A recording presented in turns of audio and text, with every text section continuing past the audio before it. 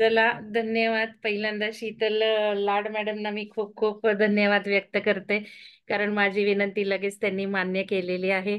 आणि आज तुम्ही सगळेजण जॉईन झालात त्यांच्या सेशनला, त्यामुळे तुम्हालाही धन्यवाद. रविवार असून ऍक्च्युली रविवारी आपल्या सेशनला सुट्टी असते, पण मग मी म्हटलं की ही संधी घेऊ आणि मॅडमचं सेशन लवकर अरेंज करू. तर तुम्हाला शीतल लाड मॅडमची ओळख करून देते. सगळ्यात आधी तुम्हाला आता सुनंदा पाटील मॅडम माहिती झाल्यात. आपल्याकडे सूर्य उपासना सेशन त्यांनी घेतलं होतं आणि तुमच्या सगळ्यांना हे आवडलं होतं, या आठवत असतील तुम्हाला सुनंदा पाटील मॅडम. तर त्यांचीच मुलगी आहे ही. तर त्यांच्यामुळं जी माहिती मिळाली, तर शीतल मॅडमनाही मी धन्यवाद देते. आणि त्यांनीच सांगितलं की मुलीचं सेशन ठेवलं तर मला खूप खूप आवडेल. तर ह्यांच्याबद्दल माहिती करून द्यायची म्हणजे शीतल मॅडम ऍडव्होकेट आहे. हे तुम्हाला मी बरीच माहिती दिली, पण ज्यांना ग्रुपवर नसतील त्यांना मी सांगते की शीतल मॅडम ह्या ऍडव्होकेट आहे. ऍक्च्युली त्यांचं इंग्लिशमध्ये शिक्षण झालेलं आहे, एम ए इंग्लिश लिटरेचरमध्ये. आणि LLM जे आहे त्यांचं मास्टर इन LMM ते पुण्यातल्याच कॉलेजमध्ये झाले आणि युनिव्हर्सिटी गोल्डन मेडॅलिस्ट आहेत या. तर यांचं कायद्याचं शिक्षण IALS लॉ कॉलेज पुणे येथून केलेलं आहे. आणि त्याच्यानंतर जवळपास 10-12 वर्ष त्या भारताच्या बाहेरच होत्या. अनेक निमित्ताने त्या फिरल्या. आणि आता सध्या यांचं कायदेविषयक समुपदेशन सल्लागार म्हणून काम करतायत. तसंच काउन्सिलर समुपदेशक म्हणून या माइंड कंट्रोलिंग आणि माइंड हिलिंग याच्यावर काम करत आहे. आणि 5 वर्षापासून त्यांना हा अनुभव आहे की मनाचे व्यवस्थापन, माइंड मॅनेजमेंट जे म्हणतो. आणि सध्या आपला फोकस जो आहे तो यावरच आहे. जो आपला श्रावण भाद्रपद हा ग्रुप मी तयार केलेला आहे. आणि मी स्वतः मोफत काउन्सिलिंग जे करत आहे तुमच्या समस्यांवर, त्याचे रिझल्ट उत्तम येत आहेत. आणि सगळ्यांना माहितीच आहे की तिथेही आपण मनच कंट्रोल करतोय, आपले विचारच कंट्रोल करतोय. त्यामुळे बरोबर आपले जे प्रोग्राम चालू असतात तसेच आपल्याला व्यक्ती पण मिळतात गायडन्सला. ही ब्रह्मांडीय ऊर्जेची कृपा आहे आपल्यावर. आणि तर मॅडम आपल्याला लाभल्या याच वेळेमध्ये. तर खूपच आपलं म्हणजे आपलं भाग्य आहे म्हणायचं. तर मॅडमचं इतर माहिती मी सांगेल सेशन झाल्यावर. मॅडम तुम्ही जरूर तुमचे छंद वगैरे सांगा, कारण महिलांच्या आवडीचे विषय आहेत ते. तुम्हाला जे पोस्टर दिसतंय ते मॅडमची साडी आहे. कलेक्शन त्यांचं एक से एक आहे. आणि याबद्दल त्यांनी काय काय केलं ते जरूर विचारावं. त्यांचं ट्रॅव्हलिंग म्हटलं म्हणजे जे कामानिमित्त म्हणा, आधी त्या ज्या व्यवसाय करत होत्या, आता मी जसा व्यवसाय सोडलाय तसाच त्यांनी तो मला असं वाटतं की पूर्णपणे करत नाहीयेत, थोडंसं करतायत. तर Japan, Germany, France, Netherland, Switzerland, Belgium, China, Russia, Dubai, Mongolia, Sri Lanka, Nepal, Thailand इत्यादी देशात त्या फिरलेल्या आहेत. आणि खूप वेगळं काही आहेत छंद त्यांचे. तर मॅडम तुमचं सेशन झाल्यावर नक्की प्रश्नोत्तराच्या सेशन मध्ये आठवणीने तुम्ही त्याबद्दलही सांगावं. तर मी आता वेळ घेत नाही जास्त आणि तुम्हाला विनंती करते की तुम्ही आपलं हे जे माइंड व्यवस्थापन आहे ते सेशन सुरू करावं. तर धन्यवाद पुन्हा एकदा तुम्हाला. हो, नक्की. सगळ्यांना आधी तर नमस्कार. आणि मला इथे बोलवून मला ही संधी दिल्याबद्दल आधी मंगल मॅम तुमचे खूप खूप आभार, आणि इतर सर्व सदस्य आणि सगळ्यांचेच मी मनपूर्वक आभार आधी मानते. आणि लगेचच आपण सेशनला सुरुवात करूया. खरं तर अ, आनंदी जगण्यासाठी मनाचे व्यवस्थापन हे हा मला एक कसा आपण म्हणतो ना, एक अचानकपणे आपल्याला एक मार्ग गवसतो, किंवा आपल्याला असं कळतं की आपल्याला हे सुद्धा करता येणार आहे, किंवा हेही आपल्याला छान प्रकारे जमू शकतं. अशा पद्धतीने आयुष्यात आलेली ती गोष्ट आहे. मी कायदेविषयक सल्लागार तर आहेच, कारण की तो माझा व्यवसाय आहे. पण कोरोनाच्या काही काळ आधी आणि विशेषतः कोरोनाच्या दरम्यान जी काही परिस्थिती आपल्या सगळ्यांवर आली होती, त्यामुळे हा मार्ग अचानकपणे काही मैत्रिणींच्या आणि सगळ्या जवळच्या लोकांच्या मार्गदर्शनामुळे म्हणेन, किंवा आग्रहामुळे त्यांच्या मी म्हणेन, ते सुरू झालं ते काम तेव्हा. आणि त्यावेळपर्यंत हे सगळं ऑनलाईन होऊ शकतं, किंवा प्रत्यक्ष एखाद्या व्यक्तीला न भेटताही आपण काहीही त्याच्या आयुष्यात काहीतरी प्रभाव टाकू शकतो, ही गोष्ट तोपर्यंत एवढी खरं तर पटण्यासारखी नव्हती, निदान आपल्या देशात तरी. पण कोरोनामध्ये असं ब्लेझिंग इन डिस्गाईज म्हणू आपण सगळे, की त्या एका गोष्टीमुळे बऱ्याच गोष्टी आपल्याला तो एक आजार शिकवून गेला. त्यातलीच ही एक, की प्रत्यक्ष न भेटता, प्रत्यक्ष त्या व्यक्तीशी न त्याच्याकडे न जाता आपल्याला ह्या गोष्टी करता येतात ही एक जाणीव तेव्हा झाली, किंवा एक पॉझिटिव्हिटी आणि आपल्या विचारांचा प्रभाव, आपल्या बोलण्याचा प्रभाव टाकून आपण एखाद्याचं जगणं सुसह्य करू शकतो, किंवा त्याचा दृष्टिकोन बदलू शकतो जगण्याचा. ही गोष्टही तेव्हा अनुभवता आली मला. जे कोरोनाचे काही पेशंट्स होते, अक्षरशः काही मैत्रिणी हॉस्पिटलाइज होत्या. माझी एक मैत्रीण आहे जी मुख्याध्यापिका आहे एका प्रथितयश शाळेची, तिच्या स्टाफ मेंबर्स होत्या आणि काही संस्था चालवणाऱ्या माझ्या मैत्रिणी, आणि त्यांच्या आग्रहावरून मी त्यांच्यासाठी ते सेशन्स घेतले. काहीही पूर्वानुभव किंवा तयारी नसताना मी लिखाण करत असते नेहमी, आणि त्यामुळे त्यांना असं वाटलं की तू करू शकशील हे, आणि ते केलं. त्याचं मला यश मी म्हणणार नाही, पण त्यामुळे त्या लोकांच्या जी निगेटिव्हिटी होती किंवा त्यांची जी भीती होती मनात बसलेली ती दूर करू शकले, आणि त्यावेळी त्या क्षणापासून तो प्रवास सुरू झाला. आणि मग तसं खूप वेगवेगळ्या ग्रुप्समध्ये वेगवेगळ्या लोकांमध्ये मला बोलवलं जाऊ लागलं, आणि ऑनलाईनच, अर्थात तेव्हा ते सगळं जगच बंद होतं. किंवा एखाद्या शाळांद्वारे एखाद्या संस्थांद्वारे असा तो उपक्रम सुरू झाला. आणि मग 1-2 वर्षांनी मी काय म्हणू त्याला, सिरियसली किंवा ह्या दृष्टीने मी विचार करायला लागले सगळ्यांच्या आग्रहाखातर. आणि मग मी तो एक असा कार्यक्रम सुरू केला. आधी तर म्हणेन मी एक 10-12 सेशनचा मी एक छोटीशी कार्यशाळा म्हणूया आपण त्याला, असं असं घ्यायला ती सुरुवात झाली. आणि आता सलग तो 5-6 वर्षांचा माझा प्रवास झाला आहे. आणि त्यातून अजून मला अनुभवातून बऱ्याच गोष्टी शिकता येत आहेत, किंवा वेगवेगळी लोक माणसं जोडली जात आहेत, त्यातून बऱ्याच गोष्टी शिकता येत आहेत.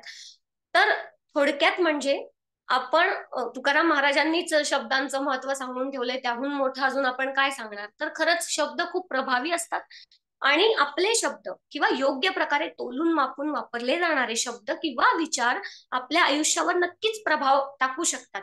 हा एक याच्या मागचा दृष्टिकोन आहे. आणि जसं आपलं शरीर आजारी असतं आणि त्याला औषधांची किंवा डॉक्टरांची गरज असते, तसंच आपलं मनही आजारी, अगदी आपण नको म्हणूया पण तेही थकतं, आणि त्यालाही कधी कधी आधाराची किंवा हळूवार फुंकर घालण्याची, मायेच्या उभेची गरज असते. आणि ती ह्या शब्दांद्वारे किंवा ह्या एका कार्यशाळेद्वारे आपल्याला मिळू शकते. आणि जसं आपल्याला एक निरोगी आणि सुदृढ शरीर महत्वाचं असतं, तितकंच एक निकोप, आनंदी आणि हसतं खेळतं मनही खूप खूप गरजेचं असतं एक आनंदी जीवन जगण्यासाठी. आणि त्यामुळे मग ह्या कार्यशाळेला नाव काय द्यायचं, तर मग मी ठरवलं की आनंदी जगण्यासाठी मनाचे व्यवस्थापन. कारण शरीराकडे आपण सगळे लक्ष देतोच आणि ते द्यायलाच हवं. आजकाल तर योगा आणि मेडिटेशन वगैरे ह्या सगळ्या गोष्टींचा खूप अवेअरनेस झालेला आहे, आणि तो चांगलाच आहे, ते करायलाच हवं. पण तसंच आपल्या मनालाही त्या सगळ्या गोष्टींची, त्या शांततेची, त्या आधाराची, आणि त्या वेळच्या वेळी औषधोपचार मी त्याला म्हणेन, म्हणजे व्यक्त होणं किंवा किती व्यक्त व्हावं ह्या मर्यादेपर्यंत येणं, ह्या सगळ्या गोष्टींची खूप गरज असते. आणि मग ते कुणीतरी एक आपल्याला जसा मार्ग दाखवतं, जसं आपण औषधोपचार डॉक्टरांकडून घेतो, तसंच हे आहे की कुणीतरी आपल्याला तो दृष्टिकोन फक्त देण्याची गरज असते, तो मार्ग दाखवण्याची गरज असते. ते आपण ह्या सगळ्या समुपदेशन म्हणा, किंवा याला तुम्ही सेशन म्हणू शकता, समुपदेशन म्हणू शकता, सल्ला म्हणू शकता, मार्गदर्शन म्हणू शकता, किंवा एक विचार आणि दृष्टिकोन म्हणू शकता. सर, तो देणं किती गरजेचं असतं. कारण आपण म्हणतो की निगेटिव्हिटी किंवा एक प्रकारचे निगेटिव्ह विचार जेव्हा आपल्या आजूबाजूला येतात, त्याचा जसा आपल्या मनावर प्रभाव पडतो, आणि हे आपल्याला सर्वांना मान्यच असतं की एखाद्या वेळी एखादी व्यक्ती किंवा एखादी गोष्ट अशी घडते जी आपल्याला खूप दुःख म्हणा किंवा निगेटिव्हिटी देऊन जाते. तसंच एखादी व्यक्ती अशी असते की जिला भेटल्याने आपल्याला खरंच आनंद होतो, तिच्या बोलण्याने आपल्याला खूप मोकळं वाटतं, किंवा तिच्याकडे आपल्याला व्यक्त व्हावं असं वाटतं. आणि त्यालाच आपण म्हणतो की ही ही या मला पॉझिटिव्ह वाईब्स मिळतात, अशा अशा प्रकारे आपण त्यातून व्यक्त होऊ शकतो. आणि ही जी काही पॉझिटिव्हिटी आहे ती शब्दांद्वारे ह्या सगळ्या कार्यशाळेतून आपल्याला पोचवता येते, म्हणजेच आपल्याला मनावर उपचार करता येतो.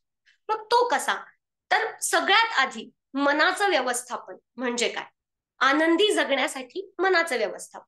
पण मग मनाचं व्यवस्थापन म्हणजे नक्की काय, माइंड मॅनेजमेंट. आपण अगदी ऑफिस म्हणा किंवा घर म्हणा, या सगळ्या अगदी दैनंदिन आपल्या जे काही आपले रोजचे व्यवहार असतात त्यातही आपल्याला मॅनेजमेंटची गरज असते, एक प्रकारे व्यवस्थापनाची गरज असते. तसंच हे आहे, आपण इतक्या धकाधकीच्या आणि धावपळीच्या युगातून सगळे जात आहोत की ताणतणाव, अगदी कामाच्या ठिकाणी असो किंवा घरी राहणाऱ्या गृहिणींनाही असू दे, तणाव आपल्याला कमी करता येत नाही. ते कुठून ना कुठून कसे ना कसे आपल्या आयुष्यात येतच असतात. मग आपल्याला काय करता येईल? ते तणाव टाळता येणार नाही, पण ते तणाव हाताळण्याची परिस्थिती किंवा आपली कॅपॅसिटी आपल्याला नक्कीच वाढवता येणार आहे. आणि त्यालाच म्हणतात मनाचे व्यवस्थापन.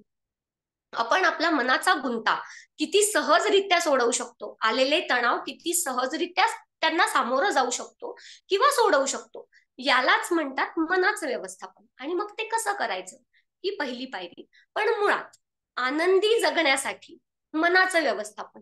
तर आनंद म्हणजे काय? आता आनंद ही खूप व्यक्तिसापेक्ष कल्पना आहे.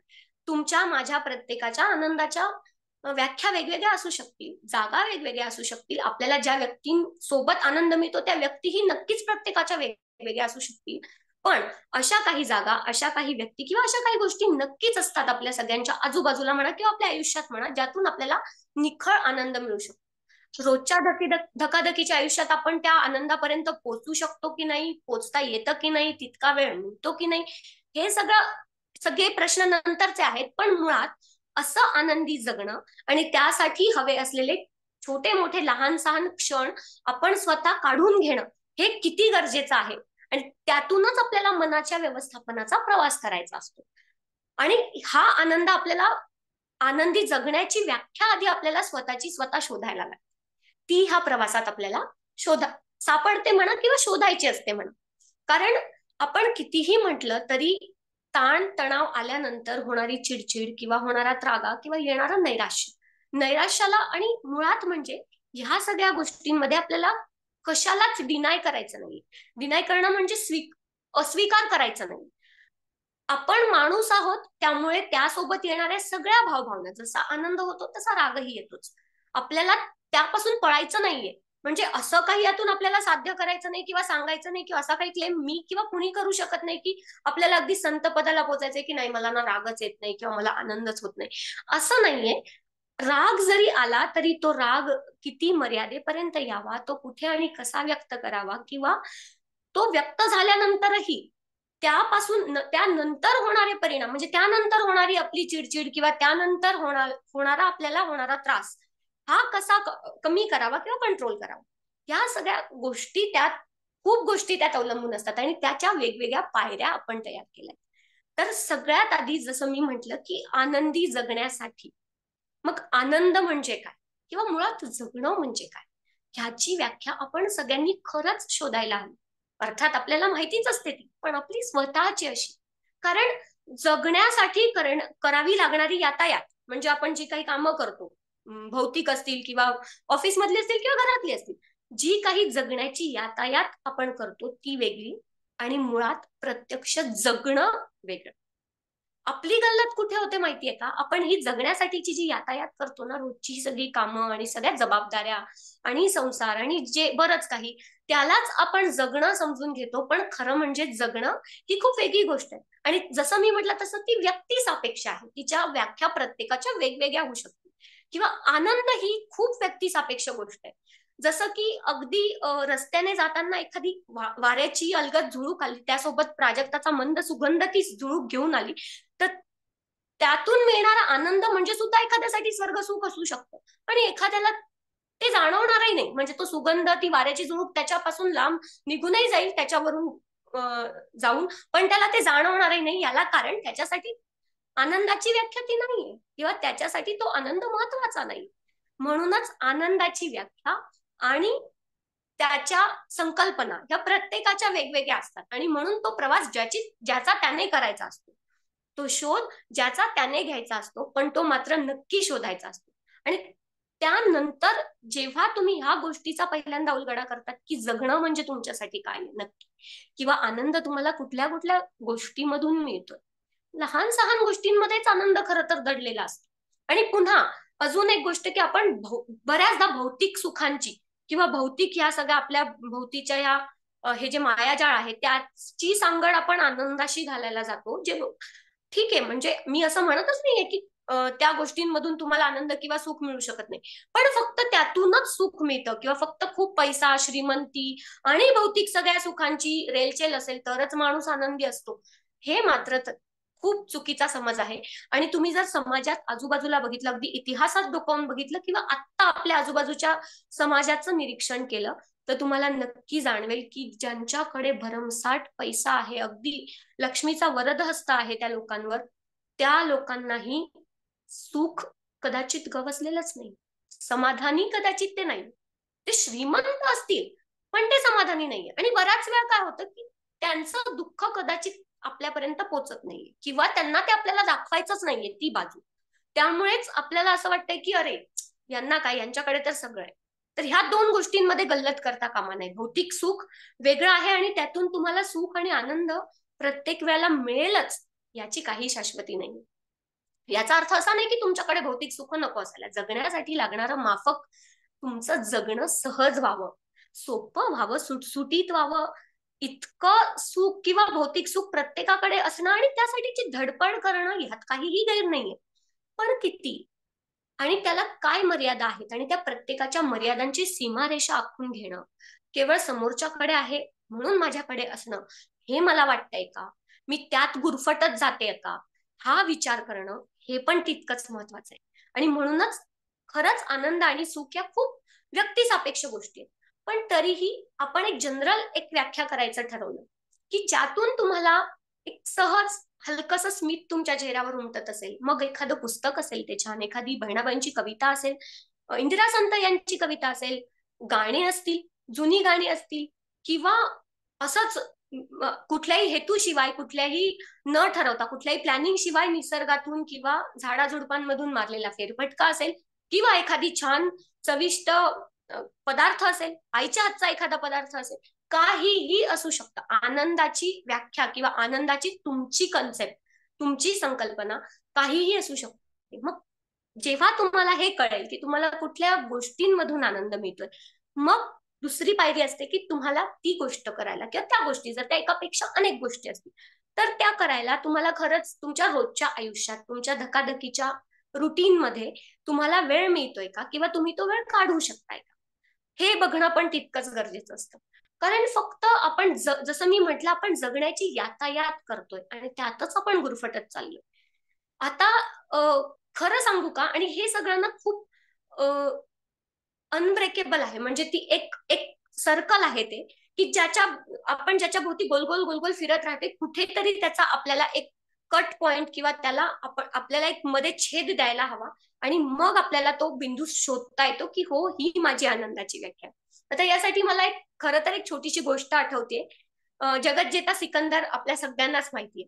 तर एकदा जेव्हा सिकंदर एका मागोमाग एक देश काबीज करत युद्धावर निघाला होता आणि त्याने असं जवळपास बऱ्यापैकी सगळं जग त्याने काबीज केलं होतं आणि तो जिंकला होता. तर तसा तो एकदा एका प्रवासात असताना एका ठिकाणी तो मुक्कामासाठी थांबला आणि त्या गावातील एक छोटी मुलगी त्याला भेटायला आली आणि त्या मुलीने त्याला विचारलं की तुम्ही आता हे राज्य जिंकल्यानंतर पुढे काय करणार. तर तो म्हणाला की काय नाही, मी अजून परत दुसऱ्या पुढच्या देशाच्या पुढच्या मोहिमेवर निघणार. मग ती म्हणाली की ठीक आहे, मग समजा तुम्ही तो देशही जिंकलात तर मग तुम्ही काय करणार. तर तो म्हणाला ठीक आहे, मी तिथून परत अजून पुढची माझी मोहीम आखेन आणि पुढचं माझं राज्य जे आहे ते ते जिंकण्यासाठी मी परत मोहिमेवर जाईन. तर ती म्हणाली हो ठीक आहे, मग तोही देश तुम्ही जिंकला तर मग परत काय करणार. तर तो काहीसा तो म्हणाला की म्हणजे काय, तुला म्हणायचंय काय. तर ती म्हणे समजा तुमचे हे सगळे देश जिंकून आणि तुमची ही मोहीम कधीतरी एकदा संपेलच ना, मग तुम्ही काय करणार, हा माझा प्रश्न आहे. तर सिकंदर म्हणाला की खरं तर त्याने या प्रश्नाचा विचारच केला नव्हता, पण त्या मुलीने त्याला विचारल्यावर तो खरंच विचारात पडला आणि काही वेळ विचार करून मग तो म्हणाला मग मग कदाचित मी आनंदाने निवांतपणे जगेन, निवांत शांत बसेन. तर ती मुलगी त्याला क्षणाचाही विलंब न लावता म्हणाली मग ते तुम्ही आताच का नाही करत आहे. तर खरं तर हा त्या मुलीचा एक छोटा निरागस प्रश्न, हे मला असं वाटतं पूर्ण जगण्याचं सार आहे.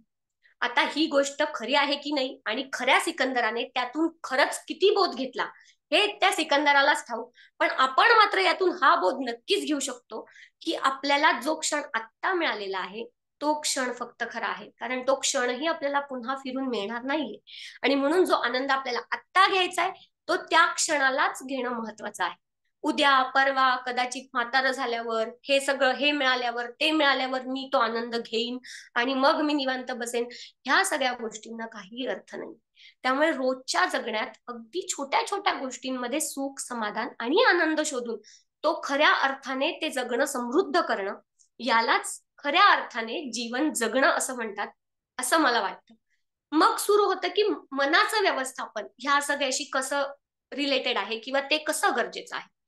तर जसं मी म्हटलं की आपल्याला सगळ्यांना जे ताण आणि ताणतणावांशी आपला जो सामना होतो, अगदी छोट्या छोट्या, अगदी गृहिणींचा म्हणा की आपल्या मुलांच्या परीक्षा, मुलांची वेळापत्रक किंवा आपलं घर, ऑफिस मधला कामाच्या ठिकाणी असणारे ताण, या सगळ्यामध्ये कुणालाही काहीही एक्सक्यूज नाहीये. म्हणजे आपण त्यापासून पळू शकत नाही. आपल्याला हे ताणतणाव येतच राहणार आहे. जोपर्यंत आपण जिवंत आहोत, आपण जगत आहोत, तोपर्यंत संकटांशी आपला सामना होत राहणार आहे. कधीतरी चुकून दुर्दैवाने आपल्या आयुष्यात एखादा मोठा आजारपण, एखादं नको असलेलं संकट, अगदी नको असलेल्या पाहुण्यांसारखा, नको असलेल्या अपरिचित लोकांसारखा, कदाचित अगदी अनपेक्षितपणे, अचानकपणेही समोर उभं राहून टाकणारं एखादं दुःख असू शकतं. मग त्याला कसं पचवणार? त्याला कसं सामोरं जाणार? त्यासाठी आपल्या मनाची तयारी आहे का? त्यासाठी लागणारं, म्हणजे तो लढा देण्यासाठी लागणारं निरोगी, सुदृढ आणि एक सबळ असं एक मन आपण कसं तयार करायचं? कारण आता तुम्ही म्हणाल की सगळं मन मन मन ह्याच्या भोवती मुळात का एवढं फिरतंय? तर जसं आपण म्हणतो की निरोगी शरीर जितकं गरजेचं आहे, तितकंच हे निरोगी मन जास्त गरजेचं आहे. कारण कुठे ना कुठे निरोगी शरीराची गुरुकिल्ली ही ह्या निरोगी मनापाशी आहे. जसं आपलं मन निरोगी असेल, तितकं मला असं वाटतं आपल्या शरीरावर ते चांगलाच प्रभाव टाकेल. कारण आपण म्हणतो ना की मन चंगा तो कठोती में गंगा. जर आपलं मनच चांगलं नसेल, मुळात मनालाच काही तुम्हाला चांगलं दिसत नसेल, चांगलं वाटत नसेल, तर तुम्हाला मग समोरचं जग कधीही चांगलं दिसणार नाही. कधीही तुम्हाला कुठलीच गोष्ट आनंद देऊ शकत नाही. एखाद वेळ बघा ना, जर का आपण म्हणतो ना की आज मला काही बरं नाही वाटत आहे, म्हणजे मनाने बरं नाही वाटत आहे, मला खूप लो वाटतंय, त्या दिवशी आपल्याला कुठलीच गोष्ट आनंद देऊ शकत नाही. अगदी जगातली कुठलीच गोष्ट नाही. का? कारण की आपण आतून, म्हणजे आतून कुठेतरी दुखावलेलो असतो. आतून कुठेतरी आपल्याला एक निगेटिव्ह किंवा एक वैमनस्य आलेलं असतं. आणि त्यामुळे आपल्याला कुठलीच गोष्ट, भौतिक गोष्ट तर नाहीच नाही, पण इतर कुठलीही गोष्ट आपल्याला आनंद देऊ शकते. आणि म्हणून हे मन इतकं गरजेचं. खरं तर मन हा कधीही कुणी न पाहिलेला अवयव आपल्या शरीराचा. तो किती छोटा आहे, किती मोठा आहे याची पण आपल्याला कल्पना नाहीये. पण आपलं सारं जगणं आणि आपलं सारं जग अक्षरशः त्या एका मनाच्या केंद्रबिंदू फिरत असतं. सगळे विचार, सगळे जे काही युद्ध सुरू असतात, ज्या काही गोष्टी सुरू असतात, त्या आधी मनाच्या, म्हणजे वैचारिक पातळीवर सुरू असतात. मग त्या भौतिक रूपात प्रकट होतात. आपल्याला ज्या लढाया जिंकायच्या असतात त्याचीही पूर्वतयारी किंवा त्यासाठी लागणारी ऊर्जा ही आपल्या मनातूनच आपल्याला मिळते. जोपर्यंत मनाने आपण निग्रह करत नाही, तोपर्यंत आपण पुढे जाऊ शकत नाही. म्हणून ह्या मनाचं व्यवस्थापन गरजेचं आहे. आणि मग ते कसं करायचं? त्याच्या छोट्या छोट्या छोट्या छोट्या अनेक पायऱ्या आहेत. आधी तर व्यवस्थापनाची सगळ्यात पहिली गोष्ट किंवा सगळ्यात पहिला आपण त्याला रूल म्हणूया एक, तो म्हणजे मन प्रवाही ठेवायचं. मनाला नेहमी वाहत्या पाण्याची, निर्झराची किंवा नदीची उपमा दिली जाते. का? कारण वाहत्या पाण्यावर तुम्ही जर बघितलं असेल, वाहत्या पाण्यावर कधीही शेवाळ येत नाही, त्याच्यावर कधीही शेवाळ साचत नाही आणि त्यामुळे ते खूप ट्रान्सपरंट असतं, नितळ असतं. त्याच्यात कुठल्याही गोष्टीचं प्रतिबिंब अगदी स्वच्छ तुम्हाला दिसू शकतं. जर आपलं मनही तितकंच नितळ, स्वच्छ आणि प्रवाही असेल, तर आपल्याला कुठल्याही गोष्टीसाठी लागणारं बळ किंवा कुठल्याही प्रसंगात जो आपल्याला सारासार विचार करायचा असतो, कुठलाही एक संकट उभं राहिल्यावर म्हणा, की छोट्या छोट्या तणावांमध्येही म्हणा, जो एक आपण म्हणतो की आपल्याला एक सारासार विचार करून निर्णय घ्यायचा असतो, तो निर्णय घेण्याची आपली क्षमता आणि आपलं बळ हे आपोआप वाढतं जर आपलं मन निरोगी आणि प्रवाही असेल. तर मग त्याला प्रवाही कसं ठेवायचं? रोजच्या रोज येणारे आपले जे विचार असतात, अगदी ताणतणाव असतील रोजचे किंवा निगेटिव्हिटी असेल किंवा राग असेल कुणावर आलेला, रोजच्या रोज त्याचा निचरा व्हायला हवा. जर तुम्हाला व्यक्त करण्यासाठी तुमच्या जवळची कोणी व्यक्ती असेल तर मग त्याहून दुसरं सुख नाही, त्याहून दुसरं नशीब नाही. पण सपोज कधीतरी कुठले विचार आपण काही प्रत्येकापाशी व्यक्त करू शकत नाही, तर अशा वेळी स्वतःपाशी मोकळे व्हा. ते विचार लिहून काढा. त्या ज्या काही समस्या आहेत त्या एका ठिकाणी लिहून त्या व्यक्त करून टाका, आणि त्या मी म्हणेन की लगेच विसरू शकत नाही आपण, पण निदान काही काळापुरते त्यातून मोकळे व्हा. आपण अगदी घरातला जरी किचन मधला जरी उदाहरण घेतलं, आपण रोजचा कचरा रोजच्या रोज बाहेर टाकतो. आता तर काय ओला कचरा, सुका कचरा असं वर्गीकरण आपल्याला करायचं असतं. मी म्हणेन हो, अगदी तसंच वर्गीकरण आपल्या मनातही कर.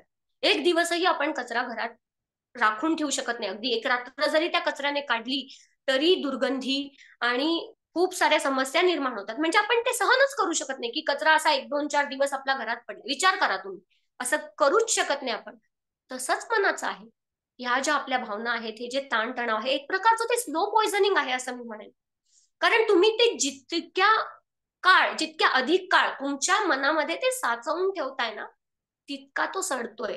है ना? जसा कचरा सडत जातो आणि त्यापासून दुर्गंधी निर्माण होते. अगदी हेच चित्र तुम्ही डोळ्यासमोर आणा. जेव्हा केव्हा तुम्ही मनाचा विचार कराल, मनातल्या भावनांचा साचवलेल्या, मग ते कुठलं तरी एखादं जुनं दुःखही असू शकेल, भूतकाळातली एखादी घटना असू शकेल, किंवा अगदी आत्ताच्या रोजच्या छोट्या मोठी भांडणं, काही कारणं, काही हेवे दावे, काही किलमिश, काहीही असू शकतं.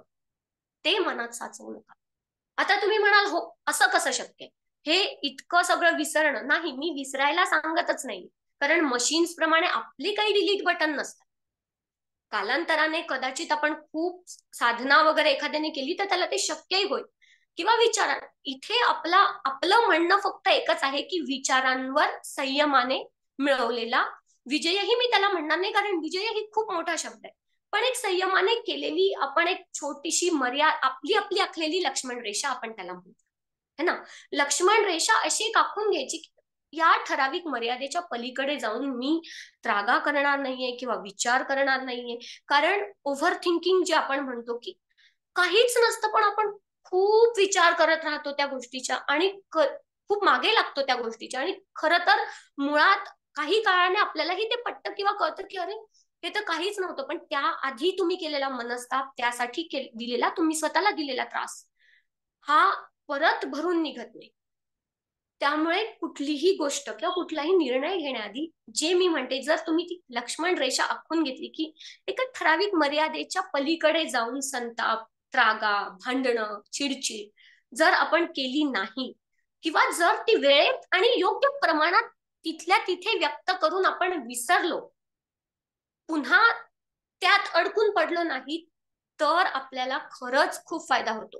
कारण जसं मी आधी सांगितलं तसं आपण मनुष्य आहोत. त्यामुळे हा सगळ्या भावभावनांपासून आपली सुटका नाहीये. आपण असं म्हणूच शकत नाही की नाही, मला रागच येणार नाही, किंवा माझ्या माझ्या आयुष्यात टेन्शन्सच येणार नाही, किंवा मी कधी चिडणारच नाही, मी कुणाशी भांडणारच नाही. असं कधीतरी क्वचित अगदी कितीही शांत संयमी माणूस असला तरी त्याच्याही आयुष्यात वैफल्याचे काही क्षण नक्कीच येतात. मग अशा वेळी त्या भावनांपासून पळ काढायचा नाही. हो, व्हा, व्यक्त व्हा, अगदी मोकळेपणाने व्यक्त व्हा. भांडावं असं वाटतं एखाद्याशी, अगदी भांडा, त्याच्याशी बोला, पण एका विशिष्ट मर्यादेत राहा. त्या मर्यादेचं उल्लंघन होता कामा नये, आणि त्याचा तुम्हाला त्रास होता कामा नये. आणि अगदी पुढे जाऊन म्हणायचं झालं तर समोरच्यालाही त्याचा त्रास होता कामा नये. शक्य तितक्या मर्यादेत राहून आपल्याला गोष्टी करता आल्या तर करा. आणि कधीतरी एखादा असा ट्रिगर पॉइंट असेल, अगदी अनपेक्षित घटना घडली असेल आणि तुमचा संयम सुटला असेल, तुम्ही किंवा समोरच्याने संयम सोडला असेल आणि ती घटना घडून गेली असेल, तर मात्र जे झालं ते झालं असं म्हणून ते विसरायचा प्रयत्न करा. त्याचा गिल्ट घेऊन किंवा त्याचा विचार करून त्या घटनेत अडकून पडून तुम्ही अजून त्याच्यासोबत स्वतःला ढकलत, फरफटत नेऊ नका. आणि आपण हेच करतो. मुळात एखादं भांडण किंवा एखादा वाद किंवा अगदी एखादा तणाव म्हणूया, एखादा छोटस अडचण म्हणूया एखाद्याच्या आयुष्यात आलेली, ती खरं तर किती छोटी किंवा किती मोठी आहे हे त्याच्या नंतर होणाऱ्या दुष्परिणामांवर ठरतं. कारण मुळात ती घटना घडून जाते अगदी काही तासात किंवा काही मिनिटात कधी कधी, पण ती घडून गेल्यानंतरचा जो उहापोहा आपण करतो ना, आणि अगदी बोलून नाही केला ना तरी डोक्यात, मनात तेच विचार आपण सुरू ठेवतो. मग कधी कधी समोरच्याची चूक असेल अर्थात, तर आपण त्याच्याबद्दल विचार करत राहतो. आणि जर का आपलं थोडंफार काहीतरी चुकलेलं असेल तर आपल्याला दोष देऊन मी असं का बोलले किंवा मी असं का केलं किंवा मग समोरच्याने तुमचा अपमान केला असेल किंवा चूक केली असेल तर मग त्यांनी असं का केलं, ह्या सगळ्यामध्ये जे अडकणं आहे किंवा त्याच्या सोबतची होणारी जी फटफट आहे ती आपल्यासाठी जास्त त्रासदायक असते. म्हणून त्यात अडकून पडायचं नाही. एक काही ठराविक कालावधी स्वतःला द्यायचा आणि तेच आपण ह्या मनाच्या व्यवस्थापनामध्ये शिकतो की हे कसं करायचं. ते त्या एक प्रकारे आपण म्हणू मनाची पंचसूत्री किंवा मनाचे काही नियम मी जे म्हटले ते आपण आधीच ठरवत जातो स्टेप बाय स्टेप. जसं आपण औषधोपचार जसे आपले असतात की अगदी अँटीबायोटिकचा जरी डोस असेल तर तो 8 दिवसाचा असतो. पहिले 2-3 दिवस आपल्याला कंपल्सरी ते घ्यायचे असतात, मग डोस हळूहळू कमी करायचा असतो. अगदी तसंच हे मनाच्या व्यवस्थापनाचंही असतं. अगदी पहिल्या दिवशी तुम्हाला सगळं काही साध्य होईल आणि तुम्ही अगदीच एक टोटली डिफरंट पर्सन म्हणून दुसऱ्या दिवशी जगासमोर उभे राहाल असं होत नाही. कारण ती काही जादू नाही. हळूहळू विचारांची दिशा बदलणं, आपली विचार करण्याची किंवा जगाकडे किंवा होणाऱ्या प्रत्येक घटनेकडे पाहण्याचा दृष्टिकोन बदलणं, हे या मनाच्या व्यवस्थापनाचं मेन इप्सित आहे असं मी म्हणेन. कारण शेवटी सगळा खेळ हा दृष्टिकोनाचा आहे. एखादी घटना अगदी कितीही छोटी असेल, अगदी मुलांची परीक्षा, इतक्या छोट्या उदाहरणापासून ते तुमच्या आयुष्यात आलेलं एखादं मोठं संकट किंवा एखादा दुःखद प्रसंग, इथपर्यंत आपण आपली ती परिसीमा असू शकते. तर इथून ते इथपर्यंतचा हा प्रवास आणि त्या गोष्टी करण्यासाठी लागणारं ते वैचारिक बळ आणण्यासाठी जी पंचसूत्री आपण मनाची तयार करतो ती हळूहळू प्रत्येक पायरीवर हळूहळू काम करून हळूहळू विचार करून विचारपूर्वक आपल्याला पुढे जावं लागतं. कारण मनाच्या ह्या सगळ्या दृष्टिकोनावरच तुमचा रिॲक्शन, आपण म्हणतो ना क्रिये विरुद्ध प्रतिक्रिया. एखाद्याने तुम्हाला काही बोललं की फटकन तुम्ही त्याला उलटून बोलणार, वाद होणार, भांडण होणार. मग अशा वेळी म्हणजेच काय महत्वाचं यात रिॲक्शन. तर त्या रिॲक्शन्स कशा द्यायच्या, कशा नाही द्यायच्या, कुठल्या वेळी कसं व्यक्त व्हायचं आणि ते खरंच सहज शक्य आहे का. कारण बऱ्याच वेळा या सेशन्स मध्ये असं होतं की समोरचे सगळे जे क्लायंट्स असतात किंवा जे काही गेस्ट असतात आपण म्हणूया, त्यांना हा प्रश्न पडतो. कधी कधी हे सगळं खूप फिलॉसॉफिकल आणि अवघड वाटू शकतं, पण खरं सांगू का, ते वाटतं तितकं अवघड अजिबात नाहीये. खरं तर खूप सोपं आहे ठरवलं तर.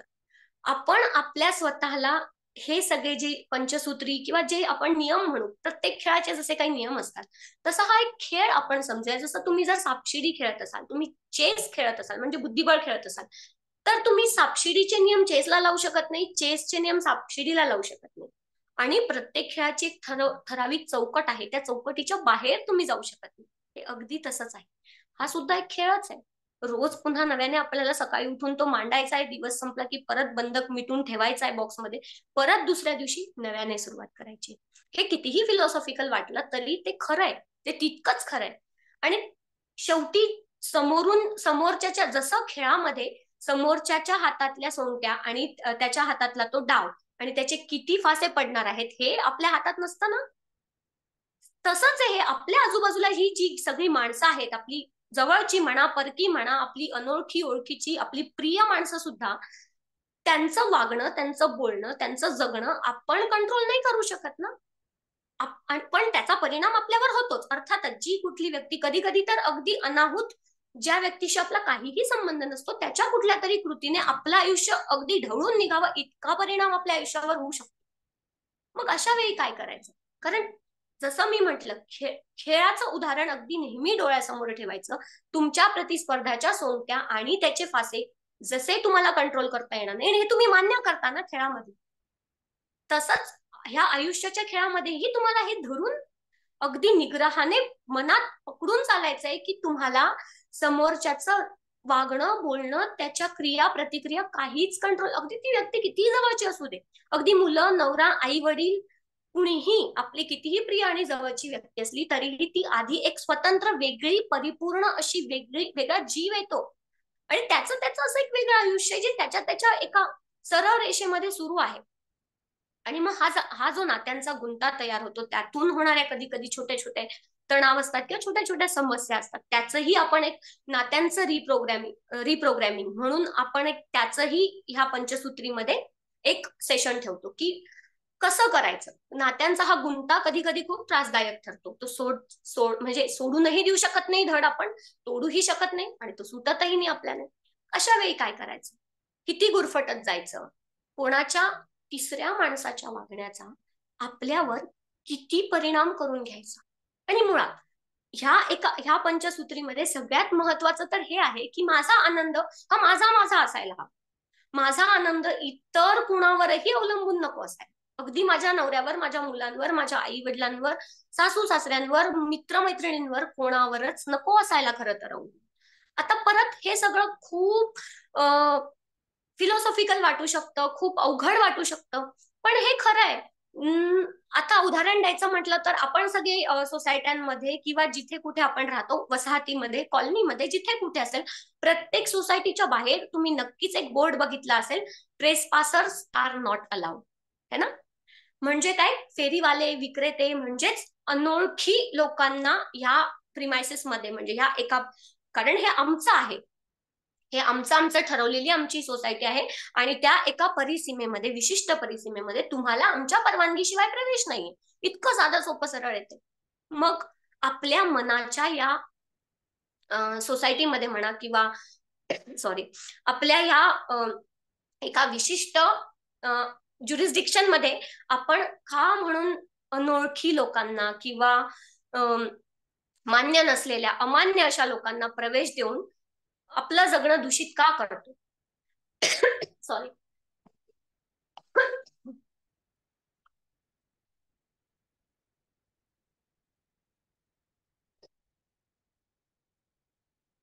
तर थोडक्यात आपण आपल्या ह्या परिसीमेत ट्रेस पासर्सना अलाउड करतो आणि तेव्हाच आपल्या दुःखाचं मूळ सुरू होतं. जे मी म्हणाले, आपण आता ठीक आहे, आपण म्हणू शकतो की आपली जवळची व्यक्ती, आपली प्रिय व्यक्ती, आपलं कुटुंब हे काही ट्रेस पासर्स नाहीयेत ना. अगदी बरोबर आहे, ते ट्रेस पासर्स नाहीयेत, पण आपल्या मनाच्या दृष्टीने, कारण आपलं मन हे तर आपलं आपलं आहे ना, त्याच्यावर कुणाचा किती कंट्रोल असावा, किती प्रभाव असावा, आणि त्यांच्या येण्याने किंवा जाण्याने किंवा त्यांच्या एखाद्या शब्दाने, अक्षरशः एखाद्या कृतीने आपण आपलं आयुष्य किती ढवळून घेऊ द्यावं किंवा किती वाईट परिणाम आपण त्याचा करून घ्यावा, किती विचार, किती त्रास स्वतःला करून घ्यावा, हे खरंच आपण कंट्रोल करू शकतो. आपण ठरवू शकतो की नाही, माझा आनंद हा फक्त माझ्यावर अवलंबून आहे. म्हणजे काय, निर्लज्ज व्हायचं का की कुणी काही बोला, मला काही फरक पडत नाही? तर नाही. असं हे टोक किंवा ते टोक असं नसतं. प्रत्येकाचा एक मधला, एक असा सुवर्ण मध्य आपण त्याला म्हणूया, एक बॅलन्स असा विचार असतो. मला मान्यच आहे, अगदी जवळच्या व्यक्तींकडून कधी कधी आपल्याला त्रास होऊ शकतो, आपण त्याला दुर्लक्षित करू शकत नाही. पण काही काही उदाहरणांमध्ये, काही काही वेळेला अगदी अनोळखी व्यक्ती किंवा अगदी दूरच्या, लांबच्या, ज्याच्याशी रोजच्या आयुष्यात आपला खरं तर काहीही तितका संबंध येणार नसतो, त्या व्यक्तींच्या बोलण्याने किंवा त्यांचं काहीतरी, त्यांचं त्यांचं काहीतरी म्हणणं आहे आपल्याबद्दल, त्यांनी काहीतरी कुठेतरी तारे तोडलेत किंवा कधीतरी तर अगदी तिसऱ्या माणसाच्या सांगण्यावरनं आपण, अगदी प्रामाणिकपणे विचार करा, आपण कितीदा तो प्रयत्न, म्हणजे स्वतःवर तो परिणाम करून घेतो, किती आपण त्यात बुडत जातो आणि त्याच त्या निगेटिव्ह विचारांमध्ये आपण हरवत जातो. तर तसं नको व्हायला. आपण स्वतःला एका विशिष्ट आवरणात, आपण म्हणूया एक आवरण असं स्वतःभोवती आपण नेहमी, आणि वैचारिक आवरण, आता आपलं हे सगळं अर्थातच जे काही मी बोलते आता हे मनाशी रिलेटेड बोलते, त्यामुळे एक वैचारिक पातळीवर हे सगळं अपेक्षित आहे, हे सगळं घडणं किंवा त्या दृष्टीने प्रवास करणं. तर आपण आपल्या मनाभोवती जर अशा चांगल्या आणि पॉझिटिव्ह विचारांचं एक आवरण, कोंदण, जसं अंगठीला हिऱ्याला जसं एक कोंदण असतं ना, त्याला त्या कोंदणाची आवश्यकता असते, त्याच्या सेफ्टीसाठी, त्याच्या प्रोटेक्शनसाठीच असते, दिसण्यापेक्षा जास्त. तसंच आहे तुमचं आयुष्य, तुमचं जगणं, तुमचा प्रत्येक श्वास आणि तुमचं मन हे अगदी हिऱ्या इतकंच मौल्यवान आहे, किंबहुना त्यापेक्षाही जास्त मौल्यवान आहे. मग त्याला एक असं छान कोंदण का नाही आपण तयार करू शकत की ठीक आहे, मला किती फरक मी पडू द्यावा, कुठल्या गोष्टीचा किती दुष्परिणाम होऊ द्यावा माझ्या स्वतःवर.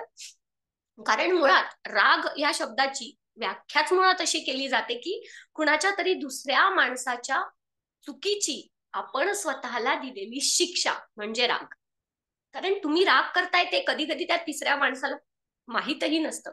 बरं, त्याला त्याच्याने ढिम्म फरक पडणार असतो बरेचदा, काहीही त्याला फरक पडणार असतो नसतो, पण तरीही आपण संताप स्वतःचा जो करून घेतो, जे विचारांचं वादळ आपल्या मनामध्ये सुरू होतं, त्यांनी फक्त आणि फक्त आपल्याला त्रास होत जातो. हे जेव्हा आपल्याला कळतं ना, तेव्हा मला वाटतं त्या क्षणापासून आपला हा प्रवास सुरू होतो, की कोणाच्या म्हणण्याचा, कोणाच्या बोलण्याचा किती विपरीत परिणाम करून घ्यावा आणि का करून घ्यावा. कारण शेवटी हे आपलं आयुष्य आहे, ते आपल्याला छान जगणं हा आपला पहिला अधिकार आहे. स्वतःला अधिकार आणि कर्तव्य सुद्धा. आणि त्यामुळे आपल्या मनाची निरपेक्षपणे नीट काळजी घेणं, हे आपलं प्रथम कर्तव्य बजावताना जे जे काही आपल्याला करावं लागेल ते आपण करायलाच हवं. आणि ते सहज शक्य होत नाही हे मला तितकंच मान्य आहे. पण जसं मी म्हटलं, की अगदी वेळेनुसार हळूहळू आपण जर का त्या प्रत्येक पायऱ्यांवर वेळ घेऊन नीट विचार करून ती आखणी करत गेलो, म्हणूनच याचं नाव आहे मनाचं व्यवस्थापन. व्यवस्थापन या शब्दाचाच मुळात अर्थ आहे की अगदी सुनियोजित केलेली आखणी, एखाद्या गोष्टीची विचारपूर्वक केलेली आखणी म्हणजेच व्यवस्थापन. मग ती आखणी करताना आपल्याला ज्या प्रत्येकाचे वेग, आणि हो, हे पण परत थोडंफार थोडं अधिक, आता हे जे जनरल मी सांगते ते कदाचित ते सगळ्यांना थोडं फार लागू होईल, कुणाकुणाचं ते थोड्या अधिक फरकाने लागू होईल. पण काही वेळेला काही गोष्टी ह्या तुमच्या तुमच्या पर्सनल असतील, त्या तुम्हाला त्यात टाकाव्या लागतील. जसं आपण लहानपणी आपल्याला प्रत्येकाला शाळेमध्ये डोज आणि डोंट्सचा एक चार्ट शिकवला जातो. आत्ताही लहान मुलांच्या प्रत्येक पुस्तकात कंपल्सरी असतो तो डोज अँड डोंट्स. म्हणजे तुम्हाला काय करायचं आहे, काय नाही करायचंय रोज. मला असं वाटतं, काय करायचं आहे म्हणजे ह्या मनाच्या व्यवस्थापनाबद्दल मी बोलते, काय करायचं आहे हे माहिती असणं तर आहेच आवश्यक, पण त्याही पेक्षा जास्त काय करायचं नाही खूप महत्वाचं वाटतं.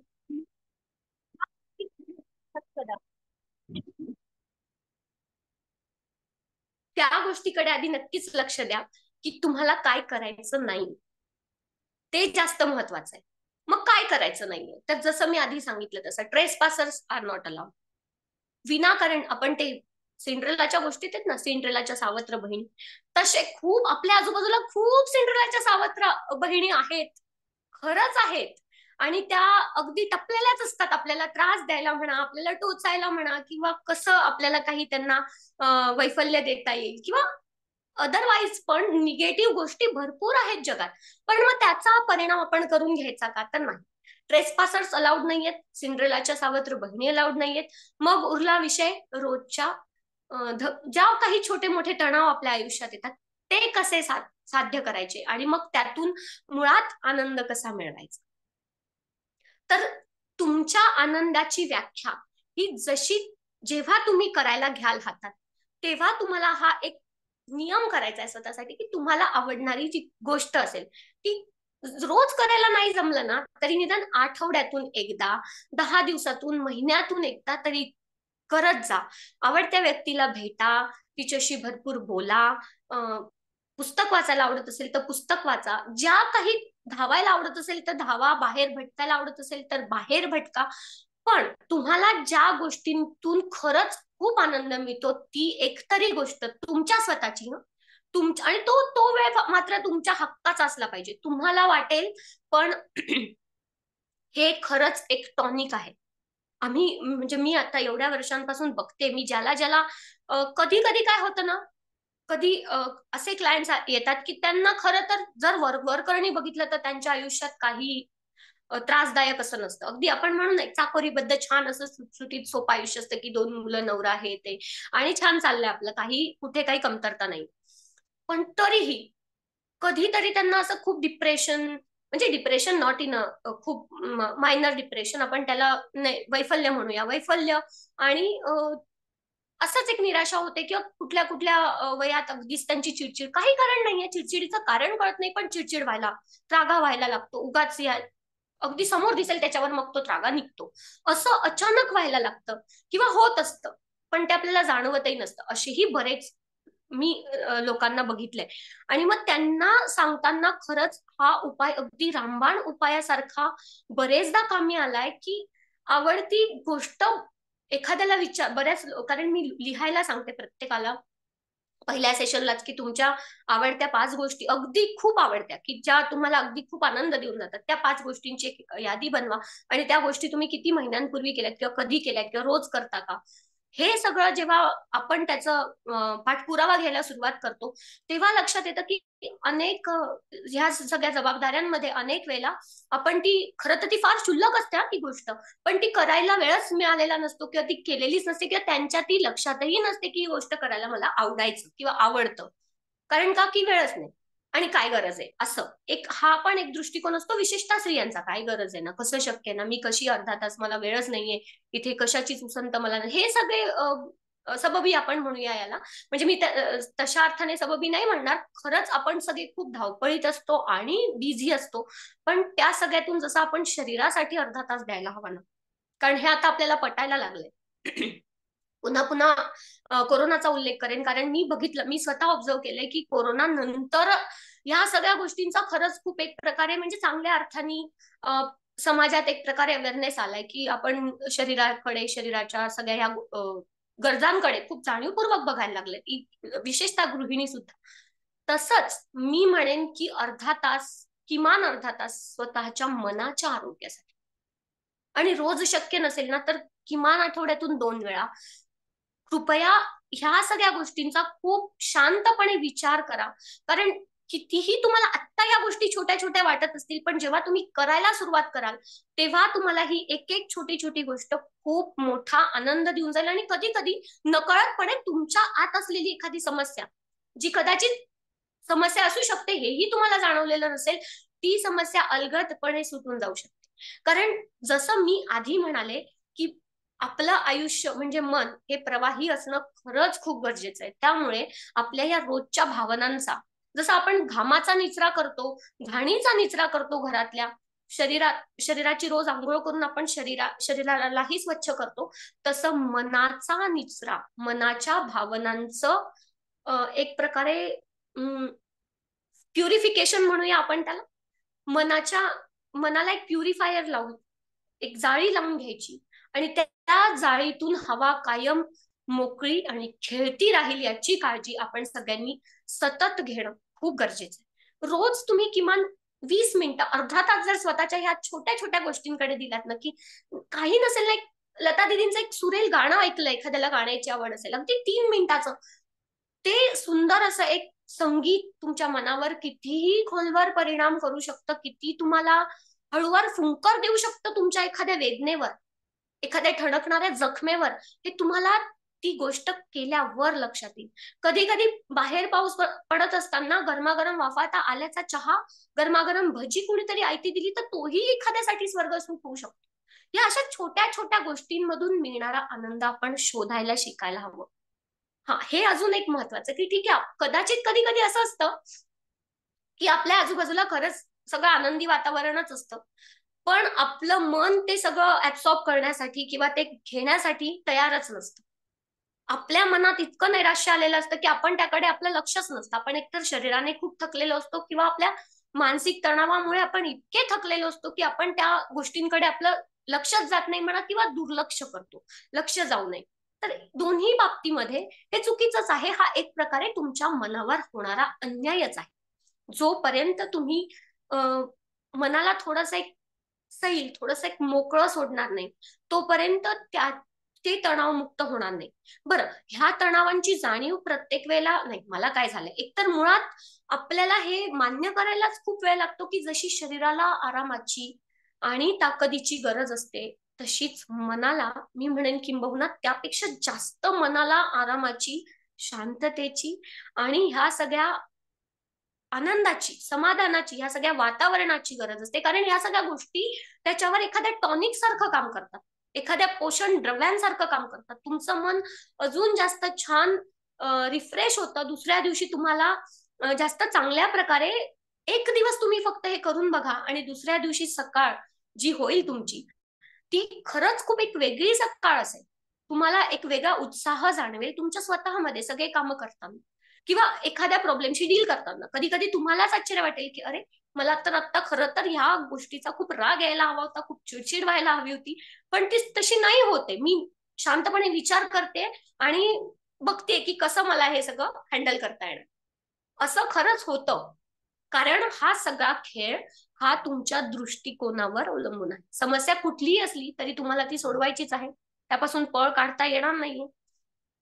जसं मंगेश पाडगावकर म्हणतात की जगायचं तर आहेच, मग ते रडत रडत जगायचं, कुडत कुडत जगायचं की गाणी गात जगायचं, हे ज्याचं त्यांनी ठरवायचं. मग गाणी गातच जगायचंय हा मार्ग आपण एकदाचा निवडला की मग त्या रस्त्याने जाणे नको, तिकडे बघणे नको, तिकडे बघायचंच नाही.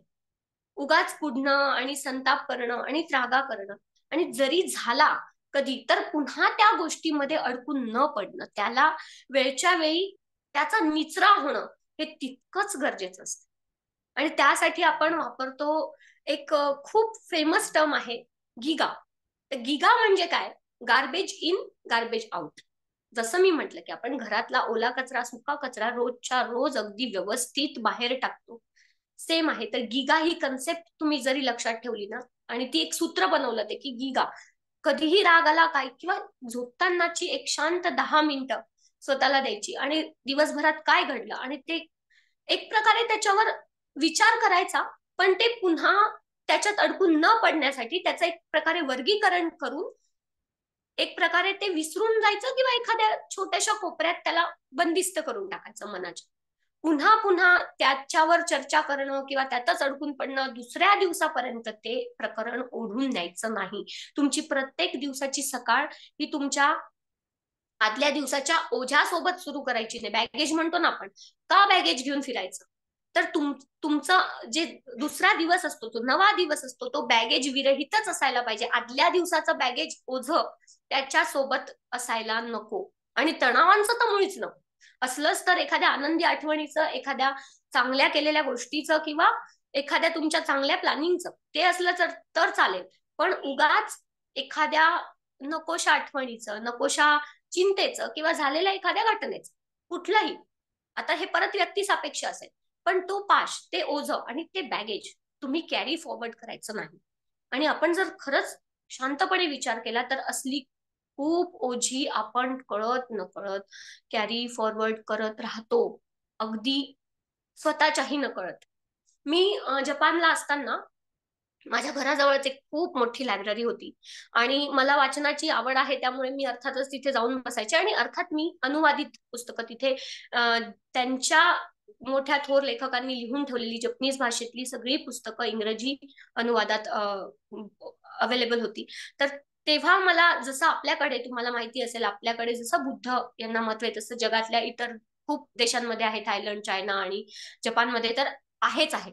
तर तिथे बौद्धांच्या आणि बौद्धांचे जे अनुयायी होते नंतर त्यांच्या त्यांच्या देशातले, त्यांच्याशी रिलेटेड गोष्टी फार प्रसिद्ध आहेत. जशा आपण इसाप नीती किंवा पंचतंत्र आपल्या मुलांना देतो ना वाचायला, तसे ते लोक त्यांच्या ह्या ज्या मॉंक्सच्या ज्या गोष्टी आहेत, म्हणजे उपदेशपर किंवा एक मॉरल असणाऱ्या गोष्टी ते देत असतात. म्हणजे त्यांची बरीच पुस्तकं तिथे असतात. तर तशा एका पुस्तकात माझी एक एक फार छोटीशी गोष्ट आहे, ती वाचनात आली आणि ती इतकी आपल्याला जगण्याचा आपला पूर्ण दृष्टिकोनच ती गोष्ट बदलवून टाकते. जसं, आणि ते माझ्या बाबतीत तर नक्कीच झालं, म्हणून मला ती तुम्हाला आता सांगावीशी वाटते. तर एक छोटंसं गाव असतं आणि तिथे एक खूप मोठी नदी असते आणि त्या गावाच्या पलीकडे, नदीच्या पलीकडे ते बौद्ध भिक्षुक, कारण ते सहसा गावामध्ये मिसळत नाही, ते थोडेसे असे गावापासून लांब राहतात, कारण ते ब्रह्मचर्य वगैरे ह्या सगळ्या गोष्टींचं पालन करतात, कठोर नियमांचं पालन करतात. त्यामुळे ते त्या नदीच्या पलीकडच्या तीरावर राहत असतात सगळे बौद्ध भिक्षुक, एक छोटस त्यांच्या कुटिया वगैरे बनवून. आणि ह्या तीरावर अर्थातच साधे आपल्यासारखी सगळी माणसं असतात, पूर्ण गाव वसलेलं असतं. पण जेवणासाठी किंवा भिक्षा मागण्यासाठी आणि इतर गोष्टींसाठी आणि गावातल्याही लोकांचं इकडच्या तीरावर शेत म्हणा किंवा त्यांचे प्राणी, ह्या सगळ्या गोष्टींसाठी ये जा चालू असायची, नेहमी ने आण सुरू असायची. आणि त्या ती नदी पार करण्यासाठी तिथे नाव होती आणि त्या नावेतून प्रत्येक जण, ज्याला कोणाला जायचं असेल, ते इकडून तिकडे प्रवास करत असत. तर एकदा काय होतं की ते बौद्ध भिक्षुकांना नदीतून गावाच्या दिशेला जायचं असतं, संध्याकाळ झालेली असते आणि त्यांना गावात जाऊन परत यायचं असतं लवकर, त्यामुळे ते नदीजवळ जातात. आणि खूप अतिवृष्टी झाल्यामुळे पाण्याचा प्रवाह जो असतो तो खूप वाढलेला असतो आणि त्या नदीतली जी नाव असते ती नावाड्याने त्या तीरावरच तो अडकलेला असतो. तो तिकडे आलेला नसतो, त्यामुळे नाव नसते तिकडून तिकडे जायला. म्हणून मग ते तिथे थोडा वेळ थांबतात आणि विचार करतात. पण जाणं तर भाग होतं, नाही तर रात्रीच्या भोजनाची त्यांचे जे गुरु होते ते आश्रमातच होते आणि त्यांच्यासाठी त्यांना भोजनाची सोय करण्याची जबाबदारी त्या दोन त्यांच्या अनुयायांवर होती. त्यांना त्या पलीकडे जायचं होतं म्हणून ते थांबलेले होते. पण त्यांना जाणं भाग होतं म्हणून ते जाणार. ते दोघं ठरवतात की आता आपण पायीच ही नदी पार करायची. काही जास्त खोल नसेल, पाणी आलं तरी आपल्या गळ्यापर्यंत किंवा खांद्यापर्यंत येईल आणि आपण बघू, आपण पाणी टाकूया आणि जाऊया आणि आपल्याला पोहता येत असं म्हणून ते जाणार. तेवढ्यात एक एक अशी तरुण मध्यमवयीन स्त्री तिथे येते आणि ती काहीतरी कामासाठी तिकडे आलेली असते त्या तीरावर आणि अर्थातच तिला गावात परत जायचं असतं. तिची मुलं बाळ घरी वाट बघत असतात. पण मग ती बघते की प्रवाह खूप मोठा झालाय, वाढलाय नदीचं पाणी, तर मी आता कसं जाणार आणि नावाडी पण नाही. आणि मग ती त्या भिक्षुकांकडे मदतीची याचना करते की मला पोहता येत नाही आणि मला तुमच्या आधाराने मला ही नदी पार करायला मदत करा, कारण की माझं कुटुंब माझी तिकडे वाट बघते आणि आता अंधार व्हायला आलाय. तर त्यातला जो एक भिक्षुक असतो तो म्हणतो की नाही नाही, आम्ही तुमची मदत नाही करू शकणार, कारण आम्ही कठोर ब्रह्मचर्याचं पालन करतो, त्यामुळे आम्ही कुठल्याही स्त्रीला स्पर्श करू शकत नाही. आणि ते जे दुसरे भिक्षुक असतात त्याच्या बरोबरचे ते म्हणतात की नाही ठीक आहे, मी तुमची मदत करेन, चला तुम्ही आमच्यासोबत. आणि असं म्हणून ती स्त्री त्यांच्या आधाराने ती नदी पार करायला लागते. जेव्हा ते नदीच्या मध्यावर पोहोचतात तेव्हा पाण्याचा प्रवाह इतका वाढतो की ती स्त्री त्या नदीच्या पाण्यात बुडेल की काय असं वाटायला लागतं. आणि मग ते जे भिक्षुक असतात ते कुठलाही मागचा पुढचा विचार न करता तिला आपल्या हातात घेतात, आपल्या खांद्यावर घेतात आणि तसं करून ती नदी पार करतात. आणि काही नाही, ते किनाऱ्यावर पोहोचल्यावर ते तिला जमिनीवर ठेवतात, ती तिच्या मार्गाने जाते आणि हे दोघं आपल्या मार्गाने गावात भिक्षा मागायला निघून जातात. पण त्यांच्या सोबतचा जो दुसरा भिक्षुक असतो तो इतका अचंबित होतो या गोष्टीने. तो म्हणतो की तू माझ्यासोबत आता येऊ नकोस, तुझं ब्रह्मचारी भंग पावलेलं आहे, कारण की तू त्या स्त्रीला हात स्पर्श केलेला आहेस. तर तू आता, मी माझा वेगळा जाईन, मी माझी भिक्षा घेईन आणि मी आता हे सगळं आश्रमात गेल्या गेल्या गुरूंना सांगणार आहे. तू आजपासून भिक्षुक नाहीयेस, तुझं ब्रह्मचर्य गेलंय. यावर ते भिक्षुक फक्त हसतात, काही बोलत नाही. ते आपले जातात, भिक्षा वगैरे घेतात आणि ते दोघं परत जातात. परत गेल्या गेल्या तो जो पहिला शिष्य असतो तो अगदी तावातावाने त्यांच्या गुरूंना सांगायला लागतो की त्यांनी जे काही घडलंय ते सगळं तो गुरूंना सांगतो. गुरु अगदी निश्चल शांततेने सगळं ऐकतात. आणि तो जो मदत करणारा जो भिक्षुक असतो तोही अगदी शांतपणे त्याला सगळं सांगू देतो आणि तोही अगदी निश्चल उभा असतो. मग तो पहिला भिक्षुक म्हणतो की आता गुरुजन, ह्याचं ब्रह्मचर्य भंग पावलाय, त्याला आश्रमात राहण्याचा काही अधिकार नाही, तुम्ही कृपया याला आश्रमाच्या बाहेर काढा, कारण ह्याच्यामुळे आमच्या सगळ्यांचंही ब्रह्मचर्य हा याच्यामुळे भंग पावेल. आणि मग यावर ते गुरुजन फक्त हसतात आणि त्याला विचारतात, पण मला एक सांग, याने त्या स्त्रीला कुठे सोडलं? तर मग आता तो अचंबित होतो. तो म्हणतो, असा का प्रश्न विचारताय गुरुजन, मी तुम्हाला पूर्ण कथा सांगितली ना आत्ताच, की त्याने तिला त्या नदीच्या पलीकडे आल्याबरोबर त्याने तिला तीरावर सोडलं आणि ती तिची तिची निघून गेली. तर मग ते म्हणतात, अच्छा, त्याने त्याच्या खांद्यावरून तिला नदीच्या तीरावर, पलीकडच्या तीरावर उतरवलं. मग तो म्हणाला, हो. अरे पण मग मला ती स्त्री अजूनही तुझ्या खांद्यावर का दिसते? याबरोबर त्याला आधी कळतच नाही आणि मग त्याला एकदम साक्षात्कार होतो की गुरूंना काय म्हणायचं. तर गुरु त्याला म्हणतात की त्याने तर त्या स्त्रीला नदीच्या तीरावरच सोडलं, पण तुझ्या मात्र ती स्त्री अजूनही खांद्यावर आहे, अदृश्य रूपाने. म्हणजे तुझ्या डोक्यात, मनात, सगळीकडे ती स्त्री अजूनही आहे. म्हणजे खऱ्या अर्थाने ब्रह्मचर्य कुणाचं भंग पावलंय, त्याचं की तुझं? आणि मग त्याला साक्षात्कार होतो की त्याच्याने काय चूक झाली. तर ह्या गोष्टीचं नाव होतं, इंग्लिशमध्ये नाव होतं, why are you still carrying her? Why are you still carrying her म्हणजे तू अजूनही तिला घेऊन का फिरतोयस? त्याने तर तिला एक मनुष्य म्हणून मदत केली, जे की प्रत्येक मनुष्याचा धर्म आहे आणि आपला तर आहेच आहे, कारण आपण भिक्षुक आहोत. तर त्याने तिला फक्त मदत केलीये आणि तिला तीरावर सोडून दिलं. पण तुझ्या मात्र डोक्यात आणि मनात त्या स्त्रीने इतकं थैमान घातलं की ती अजूनही तुझ्या मानगुटीवर बसलेली आहे, अजूनपर्यंत ती तुझ्या सोबतच प्रवास करते आहे. मग मला सांग की ब्रह्मचर्य खरं कोणाचं भंग पावलंय आणि शिक्षा खरी कुणाला मिळायला हवी? तर मला असं वाटतं की why are you still carrying her हा प्रश्न आपण प्रत्येकाने आपल्या स्वतःला विचारायला हवा. अशी कितीतरी जोखडं भूतकाळाची, येणार कदाचित नसलेल्या असलेल्या सगळ्या लोकांची, ताणतणावांची कितीतरी जोखडं आपण आपल्या खांद्यावर घेऊन फिरतो वर्षानुवर्ष. का म्हणून आपण त्यांना फेकून देऊ शकत नाही? हा या गोष्टीतून घेण्यासारखा खरा बोध आहे, की आपण किती फरफटत जायचं, किती फरफटत न्यायचं स्वतःला. भूतकाळासोबत म्हणा किंवा वर्तमानातलंही एखादं दुःख असेल, संकट असेल, तणाव असेल, पण त्याच्यात किती गुरफटून पडायचं. ही मर्यादा आपल्याला, आपल्या प्रत्येकाला जाणवायला हवी आणि ती आपण ठरवायला. कारण शेवटी आपण आपल्या आपण नेहमी वेळेला किंवा समय आपण स्त्री म्हणतो, गाडीत आहे का म्हणलं. मी वाळूची उपमा दिली जाते. ही वाळू आपण जशी हातात पकडू शकत नाही ना, तसं आपण वेळेलाही हातात पकडू शकत नाही. जितकं उलट तुम्ही घट्ट पकडायचा प्रयत्न कराल, तितकी ती वाळू निसटून जाते. अगदी तसंच वेळेचं पण आहे. तुम्ही जितकं त्याला पकडून ठेवायचा, थांबवून ठेवायचा प्रयत्न कराल, तितका तो निसटून जाणार आहे. मग जी वाळू हातातून निसटून गेलीये किंवा निसटून चाललीये, तिचा विचार करण्यापेक्षा जी हातात उरलीये, त्याचा विचार करा. म्हणजेच जे क्षण आता आपल्या आयुष्यात आहेत आणि उद्या असणार आहेत, त्यांचा विचार केला तर मला असं वाटतं आपलं जगणं अधिक सुसह्य, अधिक छान आणि अधिक आखीव रेखीव होईल. आणि हाच या मनाच्या स्थापनेमागचा एक उद्देश म्हणूया आपण, किंवा एक छोटासा हेतू म्हणूया, की आपण आपलं मन जितकं जास्तीत जास्त निरोगी, जितकं जास्तीत जास्त प्रवाही, जितकं जास्तीत जास्त निकोप ठेवलं, तितकं आपल्याला मनाची ही पंचसूत्री आणि त्याद्वारे साध्य करायच्या गोष्टी ह्या आपल्याला सहज शक्य होतील. अगदी छोटं छोटं विभाजन करायचंय, काही करायचं नाही. जगण्याकडे बघण्याचा आपला दृष्टिकोन आणि जगताना मुळात आपल्याला काय मिळवायचंय ह्याचा विचार जर आपण सगळ्यांनी केला तर ते खूपच सोपं होतं असं मला वाटतं. कारण आता शेवट मी मंगेश पाडगावकरांच्या कवितेने करायला मला आवडेल. त्यांची एक फार सुंदर कविता आहे, की आत आपुल्या झरा झुळझुळे निळा निळा स्वच्छंद. आत आपुल्या झरा झुळझुळे निळा निळा स्वच्छंद, जगणे म्हणजे उधळीत जाणे हृदयातील आनंद. खर तर जगणे हे मुळात हृदयातील आनंद उधळत जाणे. कारण तुम्ही जितका जास्त तो आनंद उधळाल, जितका जास्त तो बाहेर टाकाल, तितकाच तो तुमच्याकडे परत येईल. आणि तितकंच तुमचं जगणं साधं सोपं सुटसुटीत आणि निकोप होत जाईल. एवढंच सांगते. धन्यवाद. धन्यवाद शीतल मॅडम.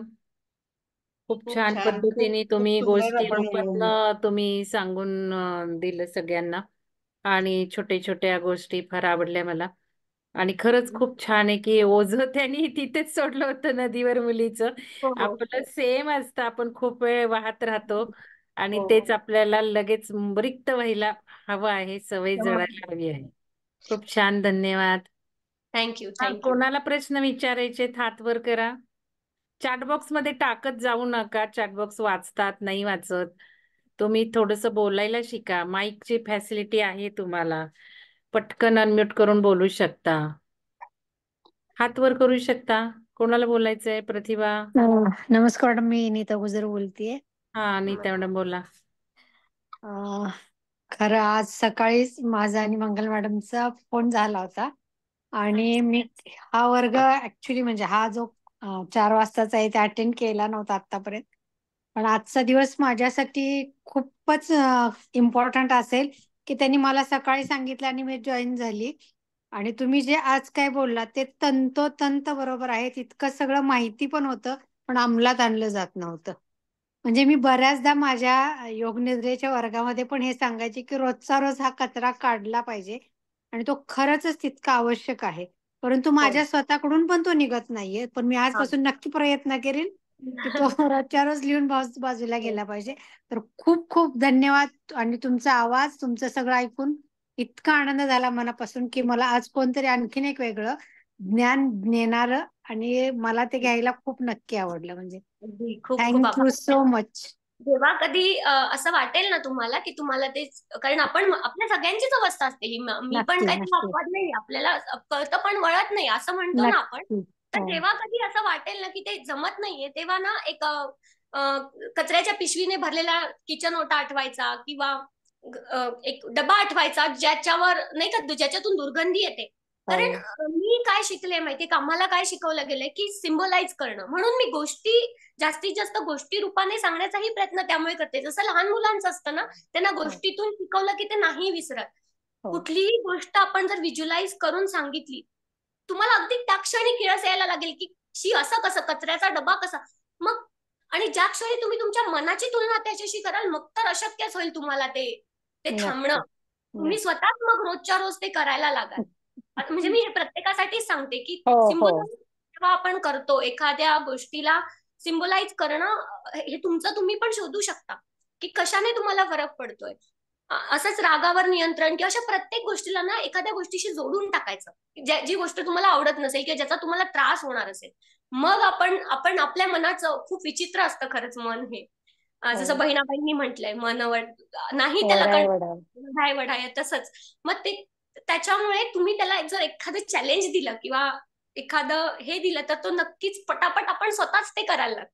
हो हो हो नक्की येते. कचऱ्याची खरंच दुर्गंधी इतकी येत असती की तो आपल्याला नकोच वाटतो, पण हे तुम्ही म्हणताय तसं मनात वरती ओझं कित्येक हो. काळापासून आपण वाहतच असतो तसंच आकण. अहो, कुठलीची ती आत्ते आत्ते सासू, कुठली कोणाची कोणती मावशी, तिचं बोलणं तिने कधीतरी असे ती म्हणजे का खूप सारे असे अपमान म्हणजे जे आपण लावून घेतलेले असतात जिव्हारी, पण गरज नसते त्याची.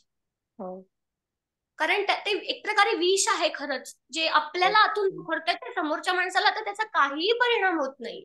नाही, तुम्ही आता 3-4 वाक्य सांगितली ती अगदी म्हणजे अतिशयोक्ती नाही, पण मुलगी माझी बऱ्याचदा मला ते म्हणत असते की कोणी तुला काय बोलले त्याचं तू ओझं घेऊन का फिरतेस, तू तशी आहेस का स्वतः. मग तर हा. त्या गोष्टीचं ओझं न घेता तू घेता. तुझं जगायला सुरुवात कर म्हणजे असं. हो. आणि हे खरंच खूप माहिती होतं, कळत होतं, पण परंतु ते आज गोष्टींमधून अगदी तंतोतंत पटलं की त्याच्या खांद्यावरती तो स्त्रीचं ओझं अजून व्हायचं चालू आहे म्हणजे. म्हणजे अप्रत्यक्ष रूपाने ती स्त्री खरं तर त्यांच्यासोबत होती.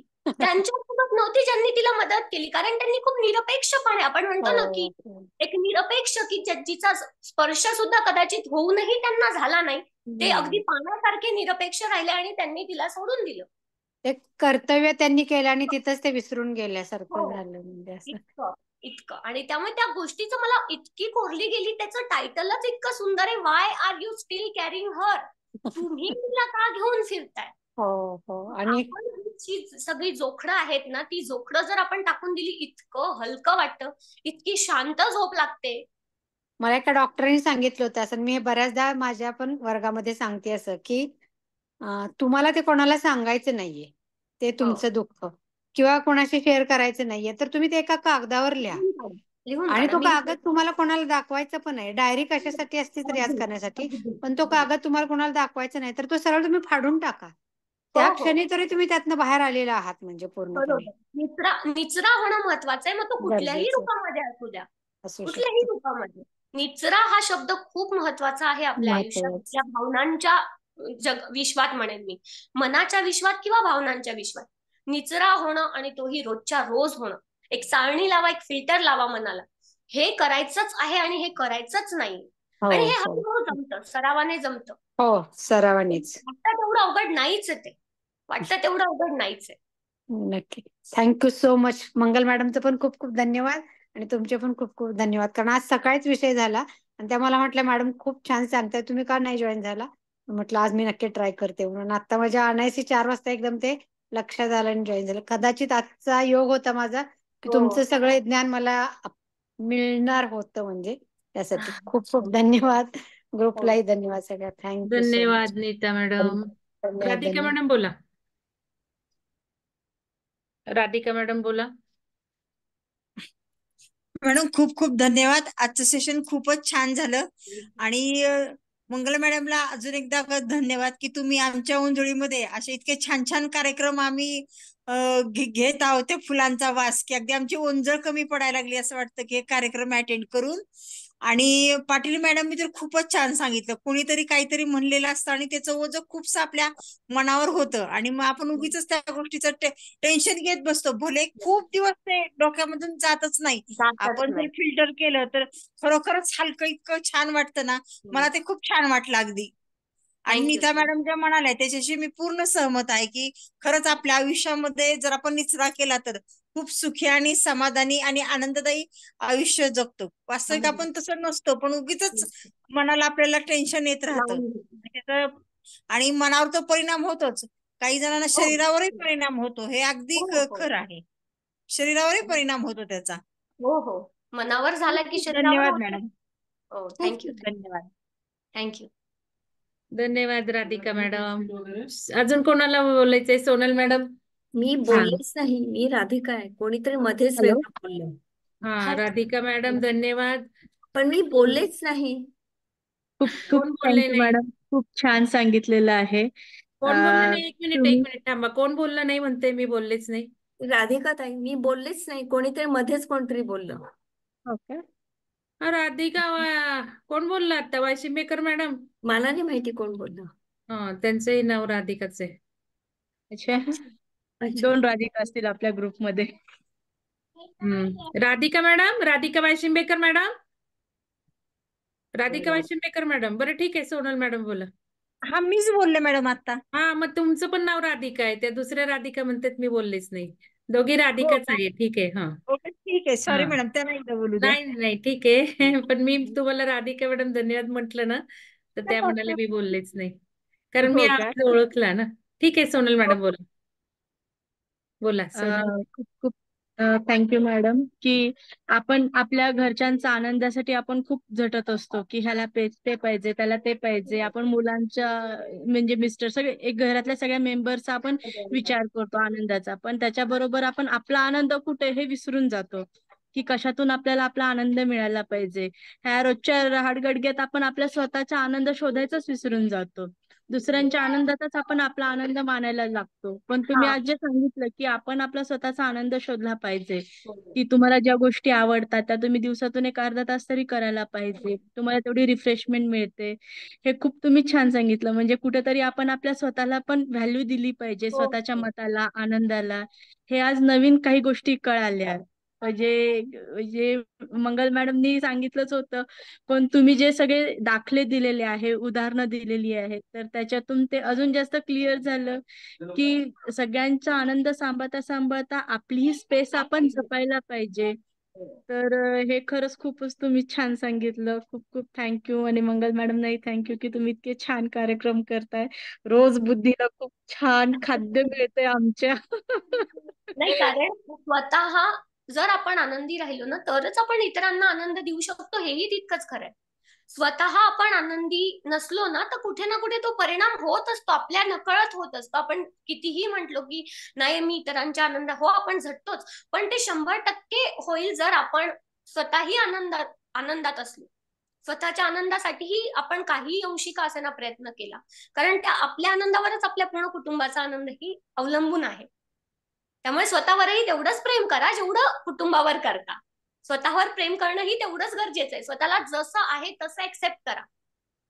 त्यांना स्वतःला माफ करायला शिका. जसं इतरांना खूप सहजपणे माफ करून टाकतो ना, आपण स्वतःला माफ नाही करत. बऱ्याच वेळेला खूप गिल्ट ठेवलेले असतात की माझ्याच्याने होतच नाहीये, आणि सुपर वुमन समजणं बंद करा स्वतःला.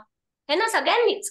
आपण आपण माणूस आहोत, तर आपल्याही काही गरजा आहेत, आपल्याही काही मर्यादा आहेत. हे सगळं जेव्हा आपण स्वतः एक्सेप्ट करतो तेव्हा समोरचा एक्सेप्ट करतो. त्यामुळे स्वतःवर आधी प्रेम करा, म्हणजे इतरांवर भरभरून प्रेम करता येतं आपल्याला, आणि इतरही आपल्याला प्रेम करतात. मॅम, आता मी बोलू का? धन्यवाद सोनल मॅडम. हा, राधिका मॅडम बोला. अच्छा, मला विचारायचं होतं सोनल शीतल मॅम, की do you take individual sessions? Yes, I take individual sessions and even group sessions. Would you mind sending the details through your mom to me? Yes, yes, of course, of course. And then we will talk on an individual basis. Yes. Radhika madam, तुमचं आडनाव काय आहे? Radhika Mondal, Mondal. Okay. Okay, तुम्ही मला number send करू शकता का? Number मला मिळाला. मी देईल. How मी देईल माझ्या आईकडे मैत्रिणी. आहे. हा, ओके ओके, मग आपण बोलूया नक्कीच. I think we can talk later. Thank you. Okay. But great session, because I really liked your the picture behind you that says that the mind is everything what you think you become. Of course, So of course. That's that the is reality. that is my main focus. Okay. Yes. Thank you. Great Okay. session. Super. Thank you. Okay. Thank you. Can I leave the meeting if you don't mind? Yes Yes. Yes. Because it's Yes. my walk time and I need to walk. Yes. One of the You things I are free really to like. move. Radhika ma'am, thank you. Oh, thank you very much, ma'am. Thank you. Thank you. Thank you. कोणाला विचारायची अजून शंका? अजून कोणाला काही विचारायचंय का? Madam, तुमच्या साडीबद्दल सांगा जरा थोडस. हो तुम्हाला हो. कुठला अवॉर्ड मिळालाय? तुम्ही साड्या कशा पद्धतीने घेता काय?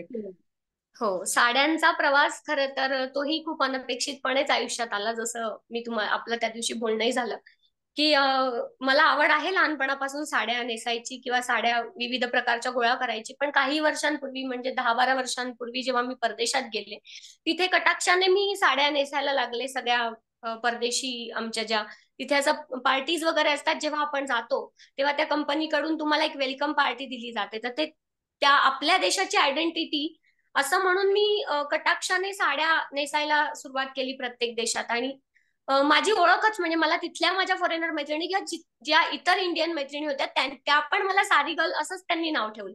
आणि मग हळूहळू तो प्रवास सुरू झाला, की ज्या ज्या सणाला जी साडी असेल, म्हणजे जसं आता नागपंचमी आहे तर मग कालिया मर्दनचं, दहीहंडी हंडी आहे तर मग दहीहंडीची, आणि किंवा इतर ज्या व्यक्तिरेखा आहेत मोठमोठ्या, रवींद्रनाथ टागोर आहेत त्यांचे कोटेशन्स आहे, किंवा अॅन फ्रँक आहे the diary of a young girl, जर माहिती असेल तुम्हाला.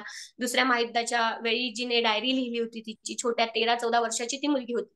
आणि अर्थात ती नंतर हिटलरच्या ताब्यात सापडली आणि तिला त्यांनी तिची क्रूर हत्या केली. पण तिची ती डायरी अनेक वर्षानंतर पब्लिश झाली, जी पूर्ण जगासाठी एक एक वेगळा एक पॉझिटिव्हिटी म्हणा किंवा एक खूप वेगळा संदेश ती डायरी देऊन जाते. त्यामुळे ते पुस्तकही खूप प्रसिद्ध झालं. ती साडी टाका मॅडम, मला मला माहितीये ती स्टोरी डायरी तिची. हो तुम्ही टाका ती साडी. हा. हो, मी नक्की टाकेन. तर त्याची मग मी एक वेगळी बनवून घेतली. अशी खूप उदाहरणं देता येतील, म्हणजे जवळपास 300च्या वर माझ्या आता साड्या झालेल्या आहेत. आणि अगदी वेगवेगळ्या, म्हणजे आपण काही काही तर अशा झाल्या की मलाही आता आश्चर्य वाटतं की मला कसं सुचलं हे तेव्हा बनवायला. तर काही, आणि सगळ्या काही अशा हँड पेंटेड नाहीये, सगळ्या साड्या काही एका प्रकाराच्या नाहीयेत, सगळ्या वेगवेगळ्या प्रकारच्या साड्या आहेत. म्हणजे अगदी विणून घेतलेल्या, काही मला मिळालेल्या, काही तशा म्हणजे तयारच तशा मला मिळाल्या मी जेव्हा शोध घ्यायला सुरुवात केली तेव्हा. तर अशा अनेक प्रकारच्या खूप वेगवेगळ्या आपले जेवढे सणवार आहेत आपल्या संस्कृतीमध्ये, समजा आपल्या वर्षभराचे जितके काही मोठे मोठे सणवार येतात आणि काही काही छोटे छोटे सुद्धा, तर त्या सणवारांशी रिलेटेड पण आणि इतर पण, म्हणजे जसं कार्टून असतील लहान मुलांचे आवडते कार्टून, किंवा कॉमिक्स असतील, मॅगझिन्स असतील त्यांचे, किंवा न्यूजपेपर असेल, अशा खूप वेगवेगळ्या प्रकारच्या साड्या, गुगलची साडी एक आहे, अशा खूपच म्हणजे कल्पनेच्या पलीकडे तो प्रवास गेला. टेलिफोन किंवा कॅमेरा किंवा अशा भौतिक वस्तू पण, आणि इतिहासातल्या मोठ्या मोठ्या व्यक्तिरेखा पण, आणि परत आपले सणवार, आणि परत मग भारतातल्या ज्या वेगवेगळ्या प्रसिद्ध व्ह्यूज आहेत, की जसं कर्नाटक असेल तर इथली कांजीवरम असेल, इथला पण कर्नाटकी खण पण प्रसिद्ध आहे, किंवा इरकल जशी महाराष्ट्रात आहे, कर्नाटकी इरकल वेगळी आहे. अशा मग तो एक अभ्यास पण माझा होत गेला त्या निमित्ताने. प्रत्येक राज्यातल्या वेगवेगळ्या कुठले पॅटर्न्स आहेत, कुठल्या वेव्ज आहेत, कुठल्या कुठल्या साड्या हातमागावर बनतात, कुठल्या पॉवर लूमवर बनतात, त्याच्यामध्ये काय फरक असतो, किंवा कुठल्या कापडावर कुठली कुठली वीण करता येते. असं हा सगळा जो एक अभ्यास नाही म्हणणार त्याला, पण मग त्याशी रिलेटेड खूप वाचन माझं आपोआपच होत गेलं आवडीमुळे. आणि त्यानंतर एक 5-6 वर्षापूर्वी एक असं खूप मोठे 2-3 ग्रुप आहेत, म्हणजे 6 यार्ड्स ऑफ एलिगन्स आहे, किंवा इंडियन नारी सर्कल आहे, सारी स्पीक आहेत, असे हातमागाला प्रमोट करणारे किंवा त्याच्याशी रिलेटेड असे ग्रुप फॉर्म झालेले आहेत खूप. तर त्यात माझ्या मैत्रिणींनी मला त्याच्यात ऍड केलं, मला आवड असल्यामुळे.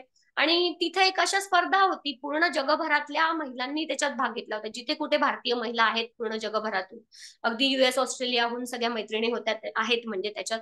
आणि आम्ही सगळ्यांनी, त्यांनी मग एक चॅलेंज दिलं की वर्षभरातून 200 साड्या प्रत्येकीने नेसायच्या आहेत, आणि फक्त त्याचे 2 फोटो टाकायचे, पण फक्त फोटो नाही टाकायचे, त्या साडीबद्दलची पूर्ण माहिती आणि काहीतरी एक छोटासा लेख तुमचा त्याच्याशी रिलेटेड असायला हवा.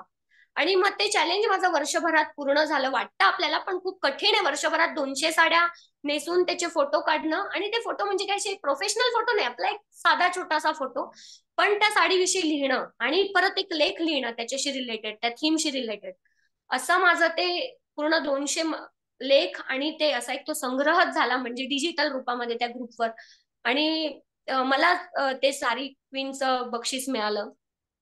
त्याच्यामुळे तो एक खूप वेगळा आनंद म्हणा, किंवा एक छंदाला ते एक वेगळं रूप प्राप्त झालं, की एक छंद होता माझा फक्त, पण त्याला एक वेगळी ओळख मिळाली. त्याच्यातून जगभरातल्या मैत्रिणी झाल्या आहेत त्या, ज्या मला ओळखतात, आणि तिथे मी नेहमी लिखाण करत असते, ब्लॉग्स लिहत असते, साडीबद्दलही खूप लिहत असते, आणि इतरही गोष्टींबद्दल खूप लिहत असते. तर असा तो आपले माझा सणवार, प्रवास आहे. हिंदू कल्चर यावर जास्त त्यांचं लिखाण आहे. कविता पण हो. करतायत त्या. अजून काही आहे हॉबी तुम्हाला? लिखाण, वाचन हा, आणि लिखाण भटकंती, वाचन. भटकणं. हो, प्रचंड मी भटकलेली आहे भारतातही आणि जगभरातही. तर त्याच्या तेही खूप वेगवेगळे अनुभव आहे. जगभरात खूप मित्रमैत्रिणी आहेत, अगदी कानाकोपऱ्यामध्ये, म्हणजे भरपूर देशांमध्ये खूप मित्रमैत्रिणी आहेत. अगदी त्यांच्याशी नेहमी बोलणं होत असतं. त्यामुळे वेगवेगळे पदार्थ शिकता आले, वेगवेगळ्या लोकांच्या संस्कृतीत जाणून घेता आल्या. हे एक खूप मी स्वतःला ब्लेसिंग म्हणेल, एक प्रकारचं माझं सद्भाग्य मानेल ते, की मला ही संधी दिली आहे एक प्रकारे देवाने. कारण मी खरंच खूप, आपण म्हणतो ना, कोस कोस पे बदले वाणी, दस कोस पे पाणी, तसं येते की पूर्ण जगभरात खरंच, म्हणजे जसं आपण नकाशाचा खेळ खेळतो तसं अक्षरशः मी देश फिरले आणि जग फिरले. आणि मला कधी वाटलंच नव्हतं एवढा व्यापक माझा प्रवास असेल. पण खूप सुंदर अनुभव, आठवणी, अगदी न संपणाऱ्या आठवणी त्यामुळे गाठीशी आहेत. खूप छान असे साहसी काही काही अडचणी त्याच्यावरून कशा मात, कारण माझे दोघं मुलं, अगदी माझ्या दुसऱ्या मुलाचा तर जन्मही बाहेरच झालाय आणि माझा मोठा मुलगा अगदी 5 महिन्याचा असताना मी एकटी त्याला घेऊन जपानला निघाले. त्यामुळे तेव्हापासूनचा तो प्रवास खूप अर्थात असे काही अनुभवही आहेत ज्याच्यातून मी स्वतः खूप शिकले. त्यामुळे खूप वेगळं एक अ, काय म्हणू, एक अनुभवांचं एक सुंदर कोलाज म्हणूया, म्युझियम म्हणेन मी. वेगवेगळे प्रांत, तिथल्या भाषा, तिथली लोक, तिथली खाद्य संस्कृती आणि ते अर्थातच निसर्ग सौंदर्य, खूप उत्तुंग असं निसर्ग सौंदर्य बघण्याचं भाग्य मला मिळालंय. आणि ते अनुभव आपल्याला एक वेगळी व्यक्ती बनवतात. अनुभव माणसाला खरंच नक्कीच समृद्ध करतात. वयापरत्वे येणारे अनुभव वेगळे, पण फिरल्याने आणि माणसांना भेटल्याने, जास्तीत जास्त माणसांना भेटल्याने, माणसं वाचता यायला लागली अक्षरशः. अ, हे अनुभव खूप आले गाठीशी. त्याचं एक असं एक संचित एक गाठोडं तयार झालंय. खूप छान मॅडम, धन्यवाद. कोणाला विचारायचे अजून काही? कोणाला विचारायचं आहे का? तुमच्या मुलांना वगैरे काही माइंड काउन्सिलिंग वगैरे लागणार असेल तर मला सांगा. आपण मॅडमना नक्कीच जवळ मॅडम, घेऊ शकतो. विचारायच्या पेक्षा मॅडमचं खूप खूप अभिनंदन की त्यांना देश जागतिक पातळीवरती हा साडी गर्ल म्हणून जो पुरस्कार हो, मिळाला, त्यासाठी हो. खूप खूप अभिनंदन. त्यांना लहानपणापासूनच साडी नेसण्याची हो, आवड मला आहे. खूप आवडायची खरंच साडी लहानपणापासून. चला, धन्यवाद. धन्यवाद चालेल. शीतल मॅडम, हो, धन्यवाद थँक्यू. सगळ्यांना. खूप छान झालं मॅम, हो, तुमचेही छान खूप झालं खूप आभार. सेशन. मेन आणि म्हणजे तुम्ही जे बोलताय तेच मी सगळं यांना सतत सांगत असते, वेगळ्या हो, पद्धतीने सांगते. आणि हो, म्हणूनच तुमची छान मदत झाली की एक वेगळ्या दृष्टिकोनातून सांगितलं की प्रत्येकाच्या लेव्हल प्रमाणे त्यांना ते समजलं जातं. गोष्टी रूपाने सांगितल्यामुळे काही लोकांना आज समजलं. तर हे विविधता आणण्याचा मी प्रयत्न करतच असते. त्यामुळे तुमचा सपोर्ट मला जास्त मिळाला आज माझ्या जे काही ऑब्जेक्टिव्ह आहेत त्या संदर्भात. तर आपण अगदी. बोलूच. आणि आमच्या संस्थेचं कार्य पूर्ण ह्याच्यावरच आहे, what you think you become. हो, मी मी हे आता तेच स्वतः म्हणणार आहे. मी एक्सपेरिमेंटनी यांना हे सगळं सांगत असते. एखादा थॉट आपण काय जनरेट करतो, काय ऊर्जा होते हो, आणि कसं आपलं आयुष्य बनतं. तर सगळ्यांना आणि तुम्हाला पण मी एक सांगू इच्छिते शीतल मॅडम, हो, आता हो, जे 8 ऑगस्ट पासून जी ऊर्जा सुरू झालेली आहे, लाईन पोर्टल सुरू झालेलं आहे हो, ऍस्ट्रॉलॉजिकल. तर या 8 ऑगस्ट पासून जी ऊर्जा येते धरतीवर, ती याचसाठी येते की आपण आपलं लाईफ ओन स्ट्रक्चर करू शकतो. आपल्याला हम्म, जे डिझाईन करायचंय आपलं लाईफ, किंवा आपल्या ज्या काही 5 घटना आहेत की ज्या आपण विसरू शकत नाही, ज्याच्यावर तुमचा फोकस होता आज, की आपण हो, किती वेळ ओझं बाळगायचं. तर हे हो, पास्ट सुद्धा आपण बदलू शकतोय. हो, आणि फ्युचर जो भविष्य काळ जो आहे तो आपण जो रेखाटणार आहे आपलं जीवन, तसंच ते हो, जीवन आपण बनवू शकतो. ही ऊर्जा आता भरभरून पृथ्वीवर येत आहे. हो, आणि भविष्यकाळ तर घडवू शकतोच आपण, याला कुठलंही लिमिट राहिलेलं नाहीये. हो, आणि भूतकाळ जो बदलू शकतो ह्याचेही ध्यान टेक्निक, मेडिटेशन टेक्निक आम्ही घेतलेले आहेत की भूतकाळ आपल्याला कसा बदलू शकतो, की या घटना ज्या आहेत त्या आपण बदलायच्या आणि आपल्या मनातले पॅटर्न्सच बदलायचे. आणि हो, आपले मनाचे पॅटर्न्स बदले की लाईफवर जो काही इन्सिडन्स झालेले आहेत, हॅपनिंग झालेत, आपले थॉट्सचे जे इफेक्ट्स आहेत ते आपण क्लिन्स कसे करायचे आणि ते भूतकाळ आपण कसा बदलू शकतो आणि बदलवता येतो. इथपर्यंत ही सगळी ऊर्जा आता अमेझिंग येत आहे आणि झाली आहे. तुमचं सेशन नक्कीच सर्वांना पुन्हा एकदा प्रोव्होक करेल की स्वतःच हो. लाईफ तुम्ही तुमच्या स्वतःच. विचारांनी घडवणार आहात. हो, तुमच्या हो. मनाने घडवणार आहात आणि हे जे वेळेला विचार आणि मनाच्या लेवलला आपल्याला जे हवंय ते आपण करू लागतो, त्यावेळेला एक आध्यात्मिक उच्च अवस्था आपल्याला येऊ लागते, ऊर्जा आपली वाढू लागते आणि जी काही पृथ्वीची इव्होल्युशन सुरू आहे, त्या इव्होल्युशन मध्ये आपण पृथ्वी सोबत प्रवास करू लागतो. इतका हा विषय गहन आहे आणि खूप महत्वाचा आहे. तर खूप खूप धन्यवाद सगळ्यांना. तुम्हाला पण मॅम, आणि तुमचं कार्य, तुमचं संस्थेचं कार्य खरंच खूप छान आहे. तुम्ही खूप छान छान कार्य करतात. एक प्रकारे मी म्हणेन पुण्याचंच कार्य आहे. इतक्या लोकांना एक पॉझिटिव्ह दृष्टिकोन देणं ही खरंच खूप मोठी गोष्ट आहे. तेव्हा मी तुमचं उलट जास्त आभार पण मानेल आणि अभिनंदन पण करेल त्यासाठी. आणि तुम्हाला खूप खूप शुभेच्छा तुमच्या तुमच्या याच्यासाठी, धन्यवाद. संस्थेसाठी पण. धन्यवाद. आणि आपण कधीही हातात हात घालून पुढे जायचं आहे. अगदी कधीही म्हणूनच मी गरज लागली. सगळ्यांना म्हटलं की कोणाला काही समस्या असेल तर मला कळवा. हा. आपण नक्कीच शीतल आणि मॅडमचा तुम्हालाही मला परत कधीही गरज येस लागली तर मला कधी हक्काने येस बोलवू शकता तुम्ही. शीतल आपण मॅडमचा एका उपयोग घरचे. करून घेऊ. एखादे 12 सेशन्सचा प्रोग्राम अरेंज करू. जर तुम्हाला त्याची गरज असेल, तुमच्या मुलांना आजूबाजूला असेल तर नक्कीच सांगा. धन्यवाद सगळ्यांना. चला.